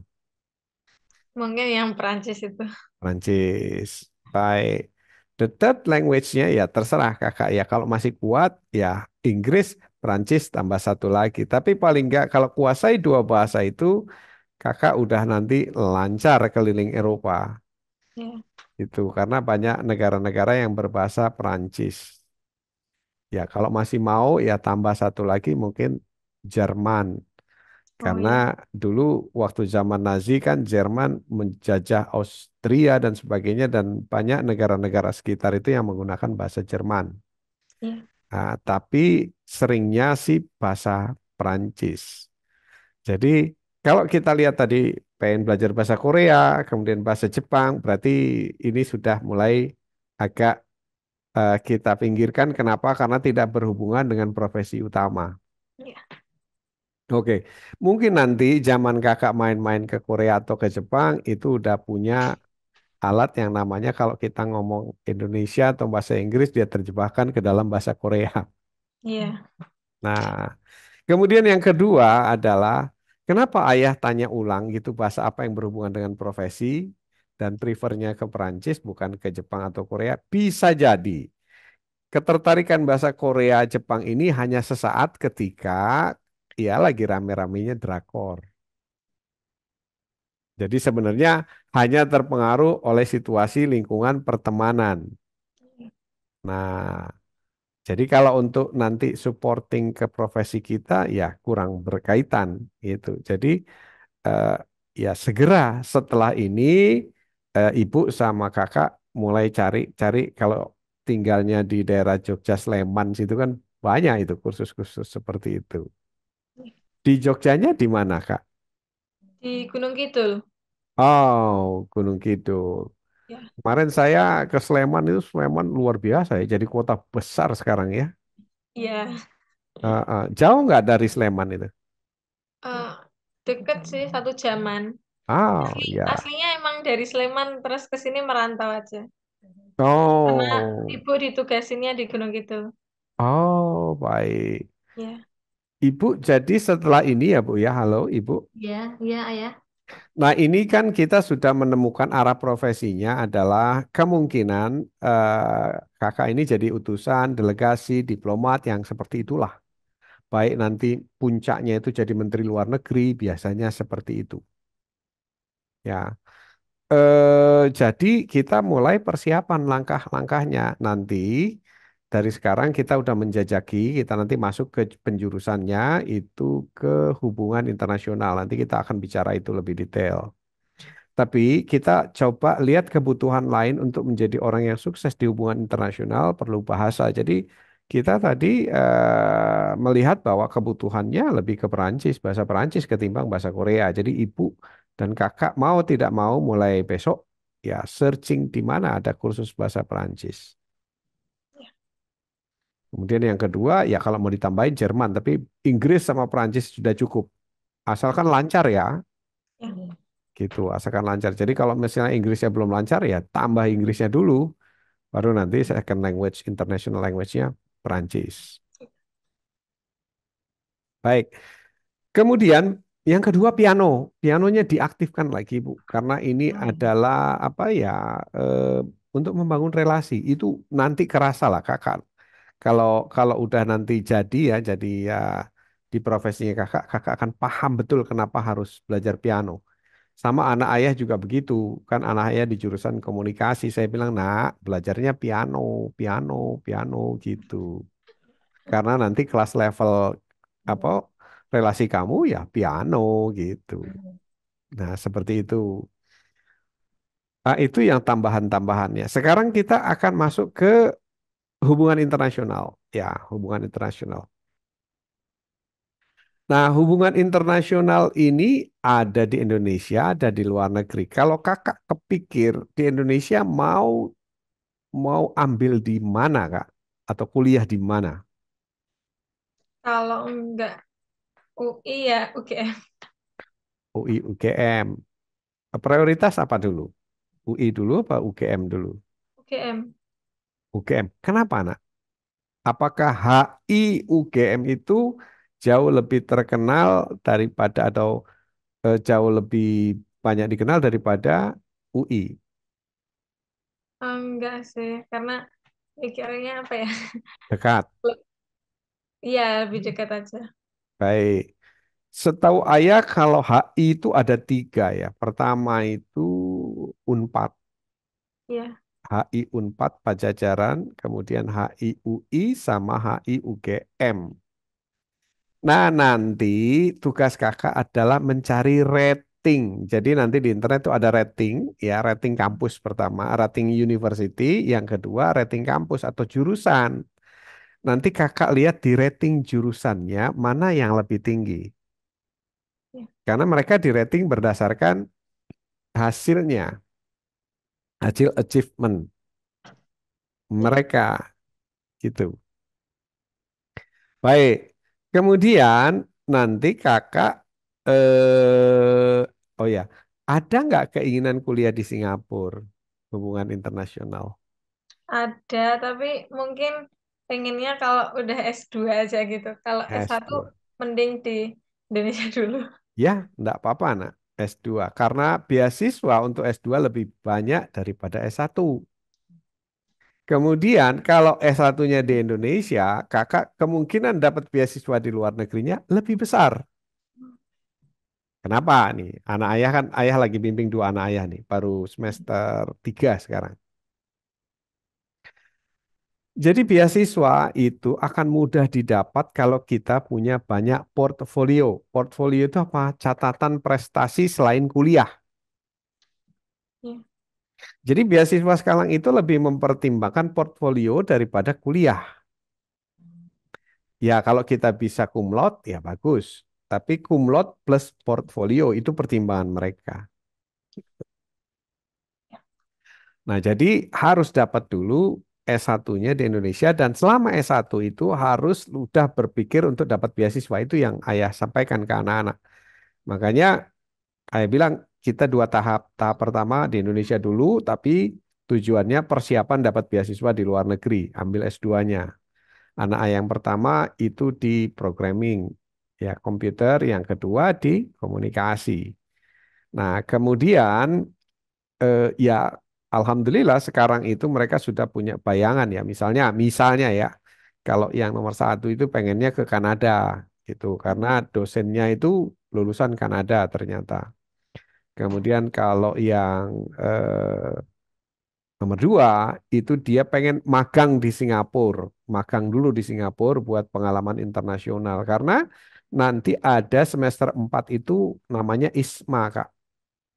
ISMA itu adalah kita semacam studi satu SKS, dua SKS di luar negeri. Jadi ya studi sekitar 6 bulan lah di luar negeri ya, 6 bulan ini. Ya ISMA 6 bulan. Ya kebetulan kami memang lagi intens membimbing anak-anak gitu ya. Nah untuk itu kita harus mempersiapkan portfolio. Kira-kira catatan-catatan apa yang bisa menunjang dia diterima gitu.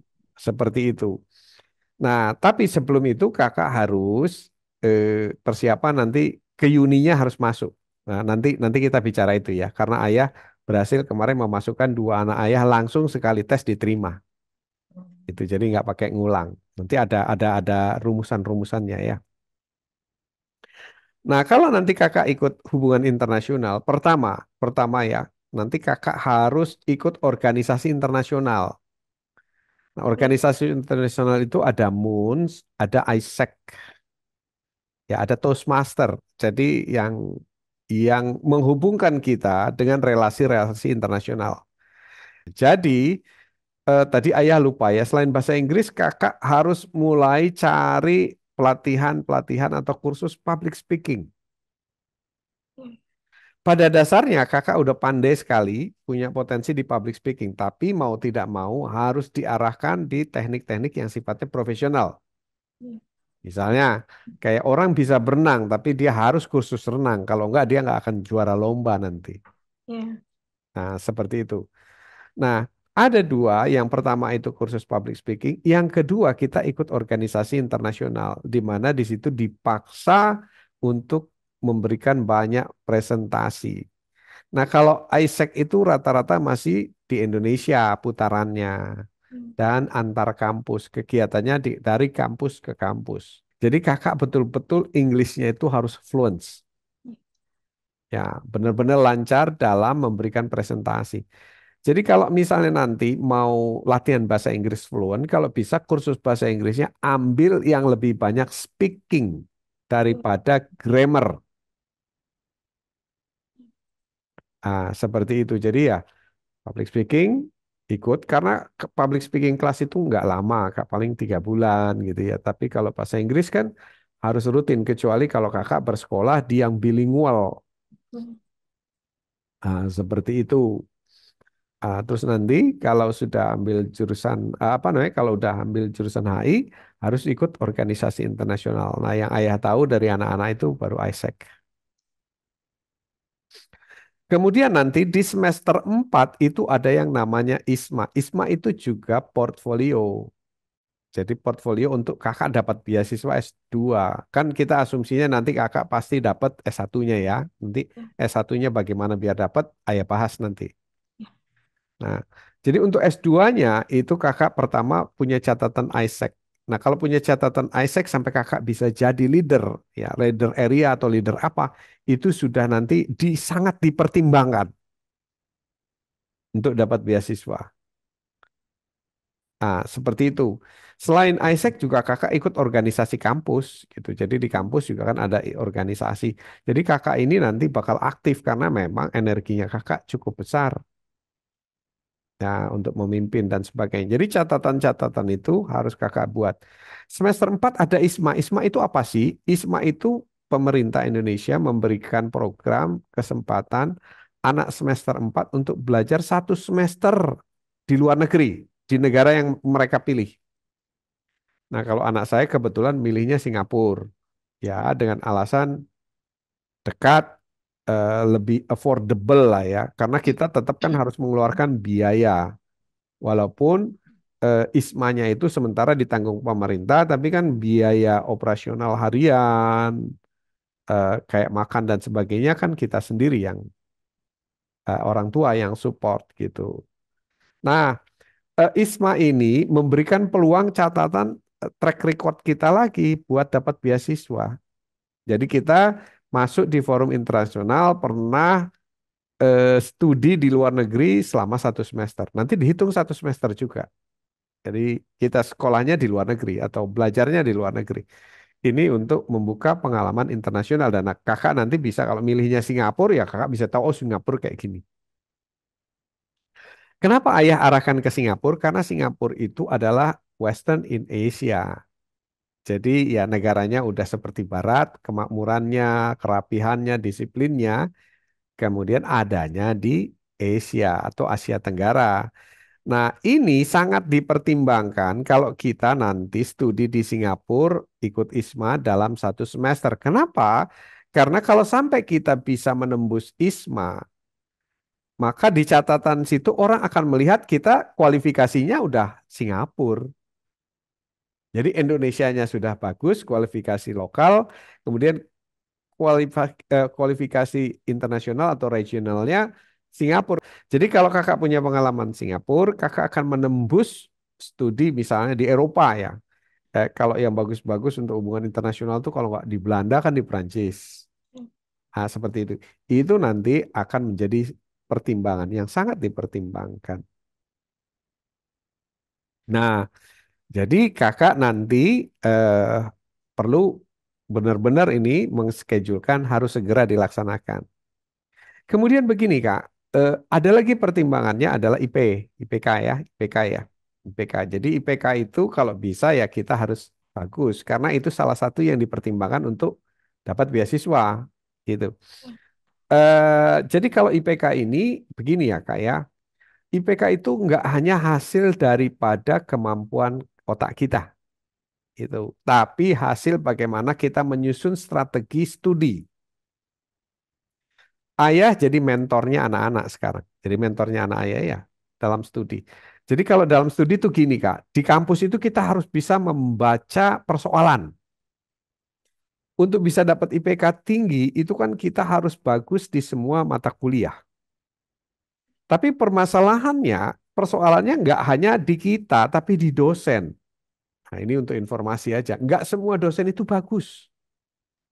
Nggak semua dosen itu qualified. Jadi kita harus mempelajari setiap karakter dosen ini seperti apa dalam memberi nilai, dalam menguji kita.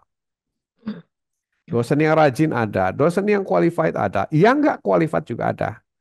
Nah, kalau ayah kebetulan ayah kan mentornya. Jadi anak-anak itu diminta untuk melakukan review setiap dosen, karakter dosen, bagaimana dia menilai dan sebagainya. Itu, Kak. Supaya kita bisa menstrategikan, misalnya kalau dosen ini males atau dia ngasih nilai asal tembak, itu kan ada loh itu ternyata faktanya.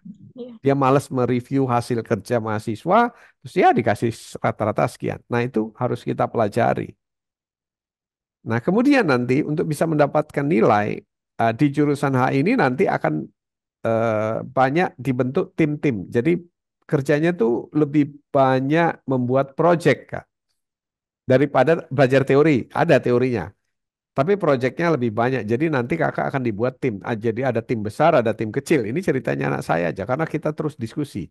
Jadi ini ayah kasih gambar karena ayah mengikuti apa namanya perjalanan mereka. Jadi kita jadikan setiap ngumpul itu diskusi mensiasati supaya dapat IPK tinggi. Iya. Ya, karena IPK salah satu yang dipertimbangkan untuk beasiswa. Dan ketika kita berdiskusi, kita meetingkan semua persoalan yang dihadapi anak ayah di kampus. Kemudian ayah sebagai mentor memberikan arahan, ini begini, ini begini, ini begini, coba begini. Nah, akhirnya ini hati-hati ya Kak, nanti begitu bikin grup, ya grup. Grup di kampus itu kita harus hati-hati dalam memilih tim. Kalau tim kita jeblok, nilai kita ikutan jeblok Kak. Iya.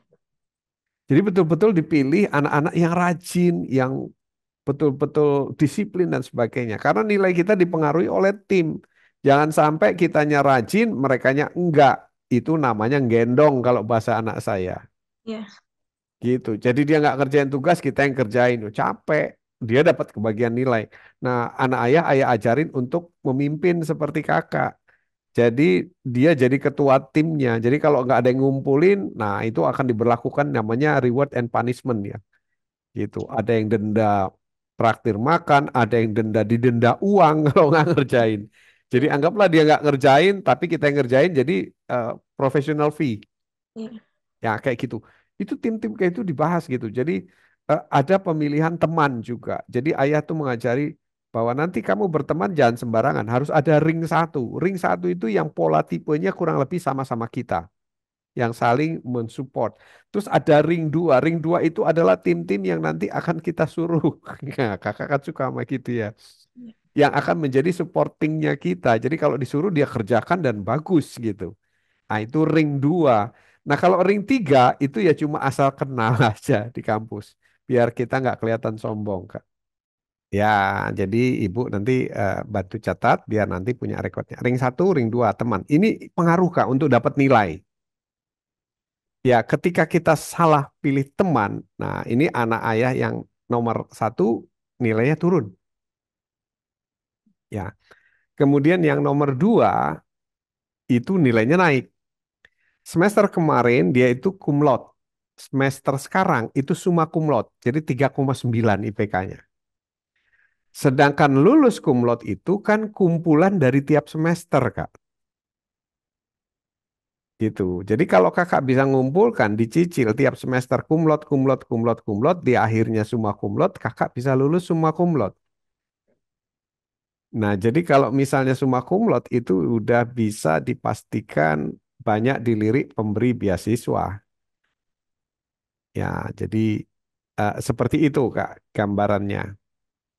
Nah, kemudian ada juga nanti ya macam-macam ya problemnya dan kakak ini betul-betul harus diskusikan sama tim. Misalnya begini ya, ada cheating. Cheating itu ya nyontek lah ya dan sebagainya. Ini khususnya di programming komputer. Ya, itu juga terjadi dan anak ayah kan nilainya turun. Kenapa? Dia cerita penyebabnya adalah teman-temannya cheating, tapi dia memutuskan tidak ikut cheating. Maksudnya gini, soal komputer teori, kemudian di situ jawabannya dia bisa crack, crack itu bisa mencuri karena ujiannya online. Anak ayah tahu caranya, tapi nggak mau pakai. Saya bilang bagus, nah gitu. Harus jaga integritas, jangan pernah melakukan hal yang salah kalau tahu itu salah. Itu karena di dunia ini orang apa akan tahulah, akan ketahuan lah lama-lama kalau orang yang berbuat curang itu. Nah itu adalah kayak seputar kampus. Jadi kalau kakak bisa eh, apa namanya melakukan apa yang ayah alami bersama anak-anak, maka nanti otomatis kakak akan memperoleh hasil yang kurang lebih sama lah, mengantongi track record atau portfolio plus nilai. Nah, kalau itu udah ya sudah melenggang nanti kita ke cari S2 dengan beasiswa dan itu sangat membantu begitu. Baik, berikutnya adalah kalau tadi persoalan kampus, nah sekarang kita bagaimana cara menembusnya, Kak? Iya. Ya, begini ya, Kak ya. Ini menarik ya, anak ayah itu nggak sekolah homeschooling, Kak, dari SD. Oh, Ya, sampai SD, SMP, SMA homeschooling. Nah, tapi ketika SMA, ayah homeschooling kan di satu institusi, ya supaya dia bisa punya ijazah dan punya rapot. Tujuannya itu. iya. Kemudian karena dia udah biasa belajar sendiri, ya jadi nggak sulit juga kemarin gitu. Ikut homeschooling. Jadi homeschooling cari nilai. Nah kemudian apa yang dilakukan untuk bisa tembus? Gini Kak caranya Kak. Sekarang ini tes masuk perguruan tinggi itu antara IPA dan IPS disamakan soalnya. Tesnya sama, IPA sama IPS. Namanya tes logika berpikir.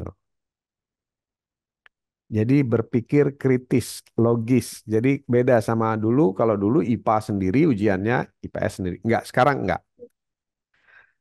Nah, jadi kita nggak usah pusing IPA IPS. Ya, kakak nanti kalau mau melanjutkan ke IPS ya nggak masalah gitu. Nah, kemudian yang kita harus persiapkan adalah apakah kita bisa tembus.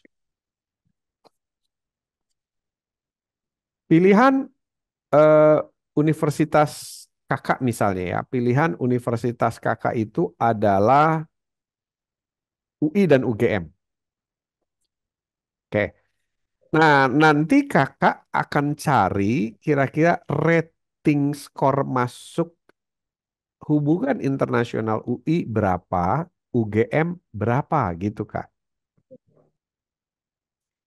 Nah, tinggal kita lihat ya, scoring masing-masing kampus itu berapa. Kalau ITB itu scoringnya tinggi, dia bisa 750 sampai mendekati 800, baru bisa tembus scoring hasil tesnya. Karena kan sekarang tesnya sama. Nah, di UI itu berapa? Di UGM itu berapa? Nah, dari mana kita bisa tahu itu? Biasanya yang tahu itu adalah lembaga bimbingan belajar, Kak.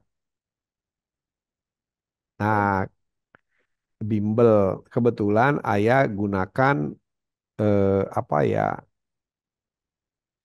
Bimbingan salah satu bimbingan belajar yang cukup terkenal yang banyak meluluskan anak-anak ke perguruan tinggi. Namanya apa ya Anda kemarin? Ganesha Operation, GO. Ada nggak kira-kira di dekat-dekat rumah kakak GO? Iya ada. Ada ya? Ya. Nah, tujuan ayah memasukkan GO begini Kak ya. Orang itu bisa tembus university kan berdasarkan tes. Untuk bisa mengerjakan tes itu sistemnya adalah cepat tepat. Jadi nggak mikir Kak. Jadi nggak mungkin kita ikut ujian bisa lulus itu kalau masih mikir. Mikir untuk jawab soal. Jadi ketika menjawab soal itu udah nggak boleh mikir. Tapi udah seperti orang yang untuk persiapan cepat tepat. Jadi menjawabnya tuh pakai menit.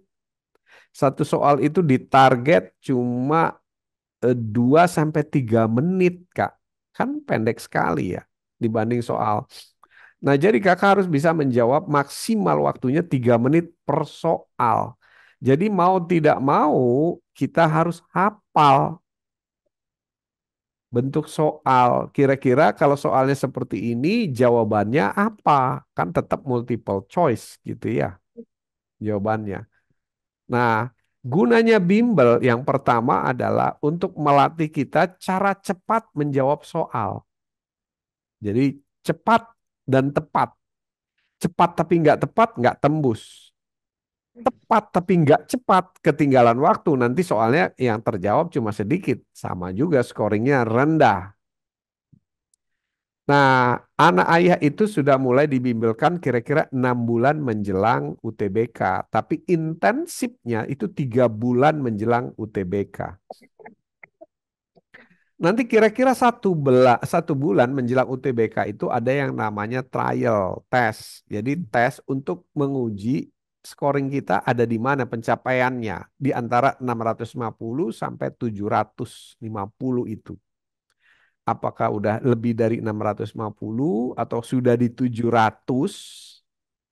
Kalau sudah di 700 biasanya aman karena tes-tes yang diselenggarakan oleh bimbel itu jauh lebih sulit daripada tes aslinya, Kak. Seperti itu. Nah, jadi kalau kakak nanti mau dapat saran ayah yang sudah dipraktekkan oleh anak-anak ayah adalah menjelang 3 bulan itu sudah kerjanya latihan soal. Kemana-mana itu bawa soal latihan. Jadi ya sambil iseng ngerjain, sambil iseng ngerjain. Tujuannya apa? Biar kita hafal dengan jenis soal, jenis pertanyaan, dan hafal dengan kalau pertanyaannya kayak gini jawabannya ini. Pertanyaan ini jawabannya ini. Jadi harus punya refleks menjawab. Dulu ayah juga begitu, diterima di hampir 10 seluruh perguruan tinggi karena cara menembusnya dengan cara menghafal jawaban soal pakai yang bukunya itu ya, latihan soal UTBK namanya. Anak ayah juga menggunakan itu, tapi karena ini berbasis komputer, di bimbel itu latihannya atau trialnya udah menggunakan komputer, jadi kan lebih terbiasa lagi. Nah, ada hal-hal lain yang mungkin menjadi kendala itu kalau kebetulan jaringannya tiba-tiba rusak pas ujian. Nah, itu di luar kendala kemampuan kita, mungkin akan diulang oleh kampus ya. Tapi sepanjang lancar-lancar aja, itu nanti nggak ada masalah kok. Oke ya Kak, jadi bimbel ini wajib, bukan ayah jualan bimbel, tapi hasilnya sudah teruji lah. Nah, seperti itu. Nah, kemudian Kak, nanti kalau udah siap, tesnya scoringnya katakanlah Kakak scoringnya udah berapa kali itu naik terus ya. Misalnya dari 620 ke 30, 40, 50 dan mendekati 700 atau bahkan 700. Kalau udah 700 sudah aman lah. Jadi kita udah boleh bertenang hati, tapi tetap ya latihan soal terus sampai hari H-nya. Iya. Kemudian berikutnya begini, kita harus memilih nanti tempat tesnya di mana. Kemarin kita boleh memilih tempat tesnya. Nah, itu carilah yang dekat rumah kita. Misalnya kalau kakak ya di UGM gitu. Kan lebih dekat ya, paling cuma 1 jam. Kemudian yang berikutnya lagi adalah kalau misalnya diperlukan kita nginep, nginep di dekat kampus. Jadi nggak ada effort, nggak ada telat, nggak ada segala macem. Ayah juga menyediakan itu. Jadi karena waktu itu ngambil tesnya di Brawijaya. Nah, jadi beberapa hari sebelum tes kita survei, Kak. Survei kira-kira ruangannya di mana, ininya di mana. Jadi ketika pagi-pagi kita datang itu udah nggak nanya-nanya gitu, Kak. Jadi usahakan well prepared. Kalau bahasa saya adalah persiapan tidak akan mengkhianati hasil dan anak ayah itu semuanya udah paham betul tuh. Makanya kalau ayahnya yang namanya persiapan tuh nomor satu. Jadi beberapa hari sebelumnya kita main ke Brawijaya, kemudian kita survei ruangan tesnya kakak di mana, ruangan adiknya di mana, kemudian ya semuanya lah kita pahami. Jadi ketika datang hari tes itu, truk sudah langsung menuju ke ruangan masing-masing. Jadi nggak pakai tanya ini di mana, nggak. Itu berbahaya, berisiko gitu. Bahkan tadinya saya bilang sama anak saya, kalau nanti tesnya kita perlu nginep, itu seminggu sebelumnya saya akan bookingkan ya hotel atau penginapan yang dekat-dekat kampus. Nah, terus berikutnya jaga makanan Kak menjelang hari tes gitu ya. Kadang-kadang kan kita lupa ya hal-hal kecil itu bisa fatal. Salah makan misalnya kepedesan besoknya sakit perut, wah udah usaha kita selama 3 bulan 6 bulan sia-sia. Jaga makan. Nah, terakhir Kak, begitu misalnya mau tes besok, itu harus malamnya nggak usah belajar, tidur Oh, yes. gitu. Jadi ayah bilang malam ini bukan lagi waktunya belajar, malam ini waktunya tidur.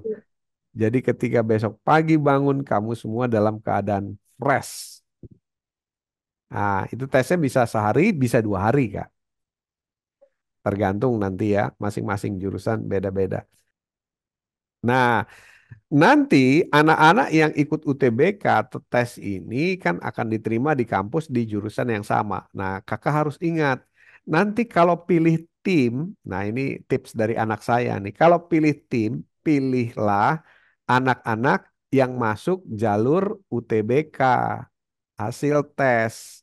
Karena di kampus itu ada 2 jalur, satu UTBK, satu mandiri, Kak. Kalau mandiri itu berbayar, nggak pakai tes. Tesnya formalitas. Jadi ikut tes, nah tes itu menentukan berapa jumlah yang harus dia bayar, namanya mandiri. Nah, menurut pengalaman anak-anak ayah, yang mandiri itu ada gap kemampuan yang agak jauh, Kak. Jadi kalau membentuk satu tim dengan mereka, mereka seringnya digendong. Seperti itu, dan itu nanti akan berpengaruh terhadap nilai kita. Ya, begitu. Jadi kakak ini adalah waktu yang sangat ideal ketemu ayah. Waktunya 2 tahun lagi. Itu sangat ideal. Tidak terlalu lama, tidak terlalu cepat. Nah, ada pertanyaan nggak sampai di sini? Oh, ada ya. Silakan Ibu. Untuk les bimbel itu apakah harus dipersiapkan dari sekarang atau lebih ideal mendekati atau dari jauh hari dari sekarang, Ayah? Begini Ibu ya. Ingatan manusia, ini saya pakai teori ingatan ya. Ingatan manusia itu antara 6 sampai 3 bulan. Sedangkan tujuan bimbel ini kan hanya untuk bisa pass the score. Pass the score itu melampaui skor yang dipersyaratkan. Nah, untuk bisa menembus tes ini, pengalaman saya membimbing 2 anak saya itu menggunakan teknik cepat tepat. Kalau ibu mungkin dulu tahu ya cepat tepat. Kalau anak sekarang nggak tahu itu, karena dulu kan acara TVRI ya. Iya. Nah, cepat tepat itu adalah membaca soal langsung tahu jawabannya. Membaca soal nomor 2 langsung tahu jawabannya. Kalau kita seperti itu, kemungkinan besar kita akan lulus tes, pass the score. Nah, pertanyaannya berapa lama persiapannya? Karena kita inginnya cepat tepat, bukan menguasai ya. Dalam artian penguasaan ilmu tertentu, cepat tepat, menebak, bukan menebak ya, menjawab dengan cepat dan tepat. Maka kita pakai teori ingatan. Ingatan itu paling lama 3 bulan intensifnya, Bu. Oh iya, Jadi kalau misalnya kita kursus dari sekarang 2 tahun, lupa. Lupa. lupa, lupa, udah pasti lupa. Jadi makanya kemarin kami mengkursuskan itu 6 bulan menjelang tes, 6 bulan. Pertimbangannya kenapa 6 bulan? Karena anak saya homeschooling, Bu. Hmm. Kalau homeschooling itu kan tidak terbiasa dengan sistem tes akademis, karena dia lebih banyak project. Jadi untuk membiasakan dia dengan sistem belajar akademis, saya ikutkan bimbel 6 bulan sebelumnya. Sementara intensif persiapan masuk uni itu 3 bulan, Bu. Benar-benar itu intensif. Iya. Kalau kakak 3 bulan intensif di bimbel, ya latihan soal dan terus tiap hari latihan soal, tiap hari latihan soal, tiap ada waktu latihan soal, maka nanti di ujung tesnya itu ingatan kita sedang kuat-kuatnya. Nah, jadi hasilnya akan sangat optimal. Jadi terserah apakah ibu mau ngikutin seperti saya 6 bulan sebelumnya supaya dia terbiasa sama kakak-kakak bimbelnya. Kan makin akrab, makin kenal, makin enak belajarnya kita. Iya. Ah, atau mau di 3 bulan. Kalau saya Oh, dimintai rekomendasi, mungkin ada baiknya 6 bulan. oh iya, iya. Ya, jadi kalau 6 bulan begini, selama 6 bulan kita bisa menilai nih kakak mana yang kira-kira bagus ngajarnya, karena kan kita bisa milih kakak pengajar. Tapi biasanya sih bagus-bagus sudah terseleksi mereka. Apalagi ini di Jogja ya, Iya. seperti itu. Nah, saya yakin kalau 6 bulan, kakak pasti akan sangat menguasai dengan apa yang ayah tadi sampaikan. Apalagi kakak termasuk fast thinker. Nah, sekarang yang jadi fokusnya kakak justru bukan bimbel, Bu.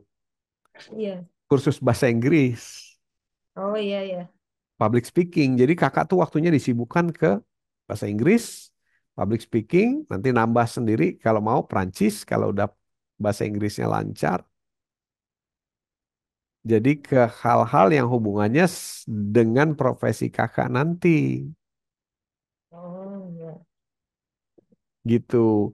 Kemudian dari sekarang mulai mengumpulkan info-info, mencari info-info, kira-kira kalau pilihannya dua lah, nggak usah banyak-banyak, UI atau UGM. Nah, di antara dua itu, alumnus-alumnusnya itu lebih banyak mana yang di lapangan itu berhasil untuk jurusan hubungan internasional. Ambil contoh, misalnya kita punya Menteri Luar Negeri. Nah, itu kan beliau ya cukup luar biasa begitu ya. Nah, itu dulu lulusan mana beliau? Apakah UI atau UGM? Seperti itu. Tapi yang paling mudah adalah melihat scoring. Scoring kita kan punya scoring kampus 10 besar, Bu. Iya. Nah, 10 besar itu urutan pertama siapa, urutan dua siapa, tiga siapa. Kemudian dari uni ya, uni ranking uni 10 besar, kita cari lagi ranking jurusan. Jadi kalau jurusan HI itu berapa dia scoringnya? Di urutan keberapa? HI-nya UGM, HI-nya UI, atau mungkin Unpad. Kalau seandainya kita mau efektif mungkin ya kalau mau efektif supaya nanti koordinasi dengan rumah lebih gampang, mungkin UGM. Iya. Jadi koordinasi dengan ibu kan akan intensif kalau UGM. Misalnya sama seperti anak saya. Jadi setiap Sabtu sama Minggu anak saya bisa pulang. Dan setiap pulang itu kita bikin namanya meeting. Jadi khusus meeting ya, beneran kayak meeting di kantor atau di instansi, Bu. Oh, Temanya adalah membahas persoalan-persoalan kampus. Apa saja?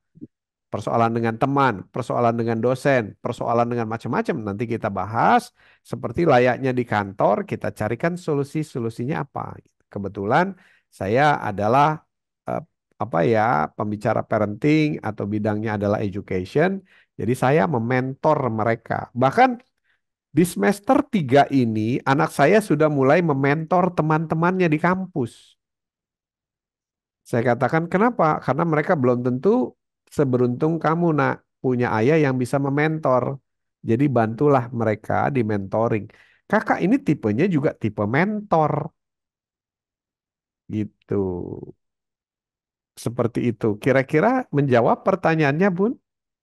iya, menjawab ya. Kemarin kan ini anak mau tanya les. Kalau les itu mau les sekarang apa kapan Bu? Gitu. Jadi saya juga belum memberikan, belum apa ya punya gambaran ikut les. Itu memang sudah ada gambaran mau ikut di GO, tapi mau mulainya kapan itu belum belum ada gambaran ya.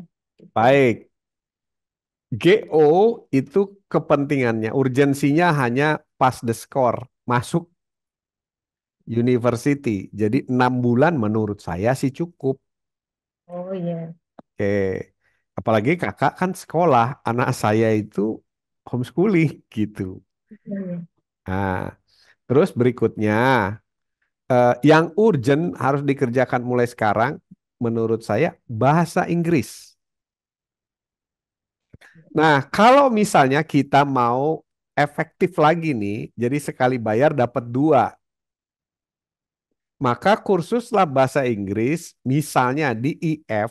Nah, ambil yang presentation class atau public speaking class. Jadi belajar bahasa Inggrisnya itu untuk memberikan presentasi dan public speaking. Jadi kita dapat dua, dapat bahasa Inggrisnya, dapat public speakingnya. Dan kalau tempat kursusnya itu cukup besar, biasanya dia buka kelas public speaking. Karena sekarang kan orang lebih spesifik ya, berbahasa Inggris untuk apa nih? Untuk TOEFL kah? Untuk ambil jurusan sastra Inggris kah? Atau dia mau public speaking atau presentation skill. Kalau orang bisnis kan presentation skill. Tapi kalau untuk orang sosial, ya kayak kakak nih public speaking. Nah, nanti ibu sama kakak datang ke IF tanya-tanya. Ini saya mau ambil jurusan HI. Profesi saya kayak gini-gini, yang saya butuhkan adalah English public speaking. Nanti programnya lebih banyak ngomong sama bikin project-project public speaking sama presentation skill. Nah, lebih bagus lagi kalau dia juga punya kemampuan public speaking, mentornya atau tutornya atau gurunya. Kenapa? Nanti dia akan mengajarkan kita bagaimana tampil di depan umum yang bagus, tatapan mata, kemudian gerak tubuh, terus menghadap kemana, terus mengawali bicara seperti apa. Nah, kalau di public speaking yang kelas, ya khusus kelas public speaking, itu biasanya diajari tata cara tampil di depan umum secara profesional. Gitu. Nah, kalau itu harus dikerjakan mulai besok atau Oh, secepat mungkin. iya iya. Nah, nanti kalau kakak udah merasa tidak kesulitan berbahasa Inggris, apalagi di public speaking English, baru kakak mulai melirik bahasa Perancis. Gitu. Ayah tuh Iya. dari dulu pengen belajar khusus bahasa Perancis, tapi belum kesampaian karena tidak nggak gampang nyari tempat kursusnya. Nah, seperti itu. Jadi urutannya jelas ya. Ah, Siap. yuk kita review yuk, Bu. Kita review ya. Review. Yang pertama adalah apa yang ibu dan kakak harus lakukan saat ini, ya ambil jurusan. Kalau masih ada jurusan, tapi katanya nggak ada sekarang ya. Namanya cuma diganti jurusan jadi kecenderungan katanya. Ya, Peminatan. peminatan. Peminatan, ya berarti peminatannya adalah sosial, social science namanya, ilmu sosial. Kemudian dari peminatan itu nanti lebih spesifik lagi adalah kalau sekolahnya bisa memfasilitasi, ya saya maunya ke hubungan internasional, jadi lebih banyak proyek-proyek sosial yang hubungannya sama presentation and public speaking. Tapi saya nggak tahu di sekolah ada nggak yang seperti itu. Kalau di sekolah internasional yang berbasiskan IB ada, tapi mahalnya nggak ketulungan itu sekolah.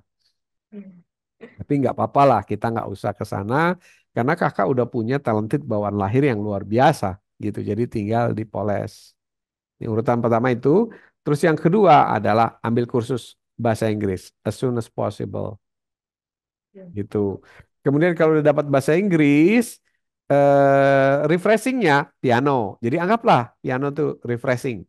Tapi ini penting karena untuk relasi, pertemanan, membangun lifestyle.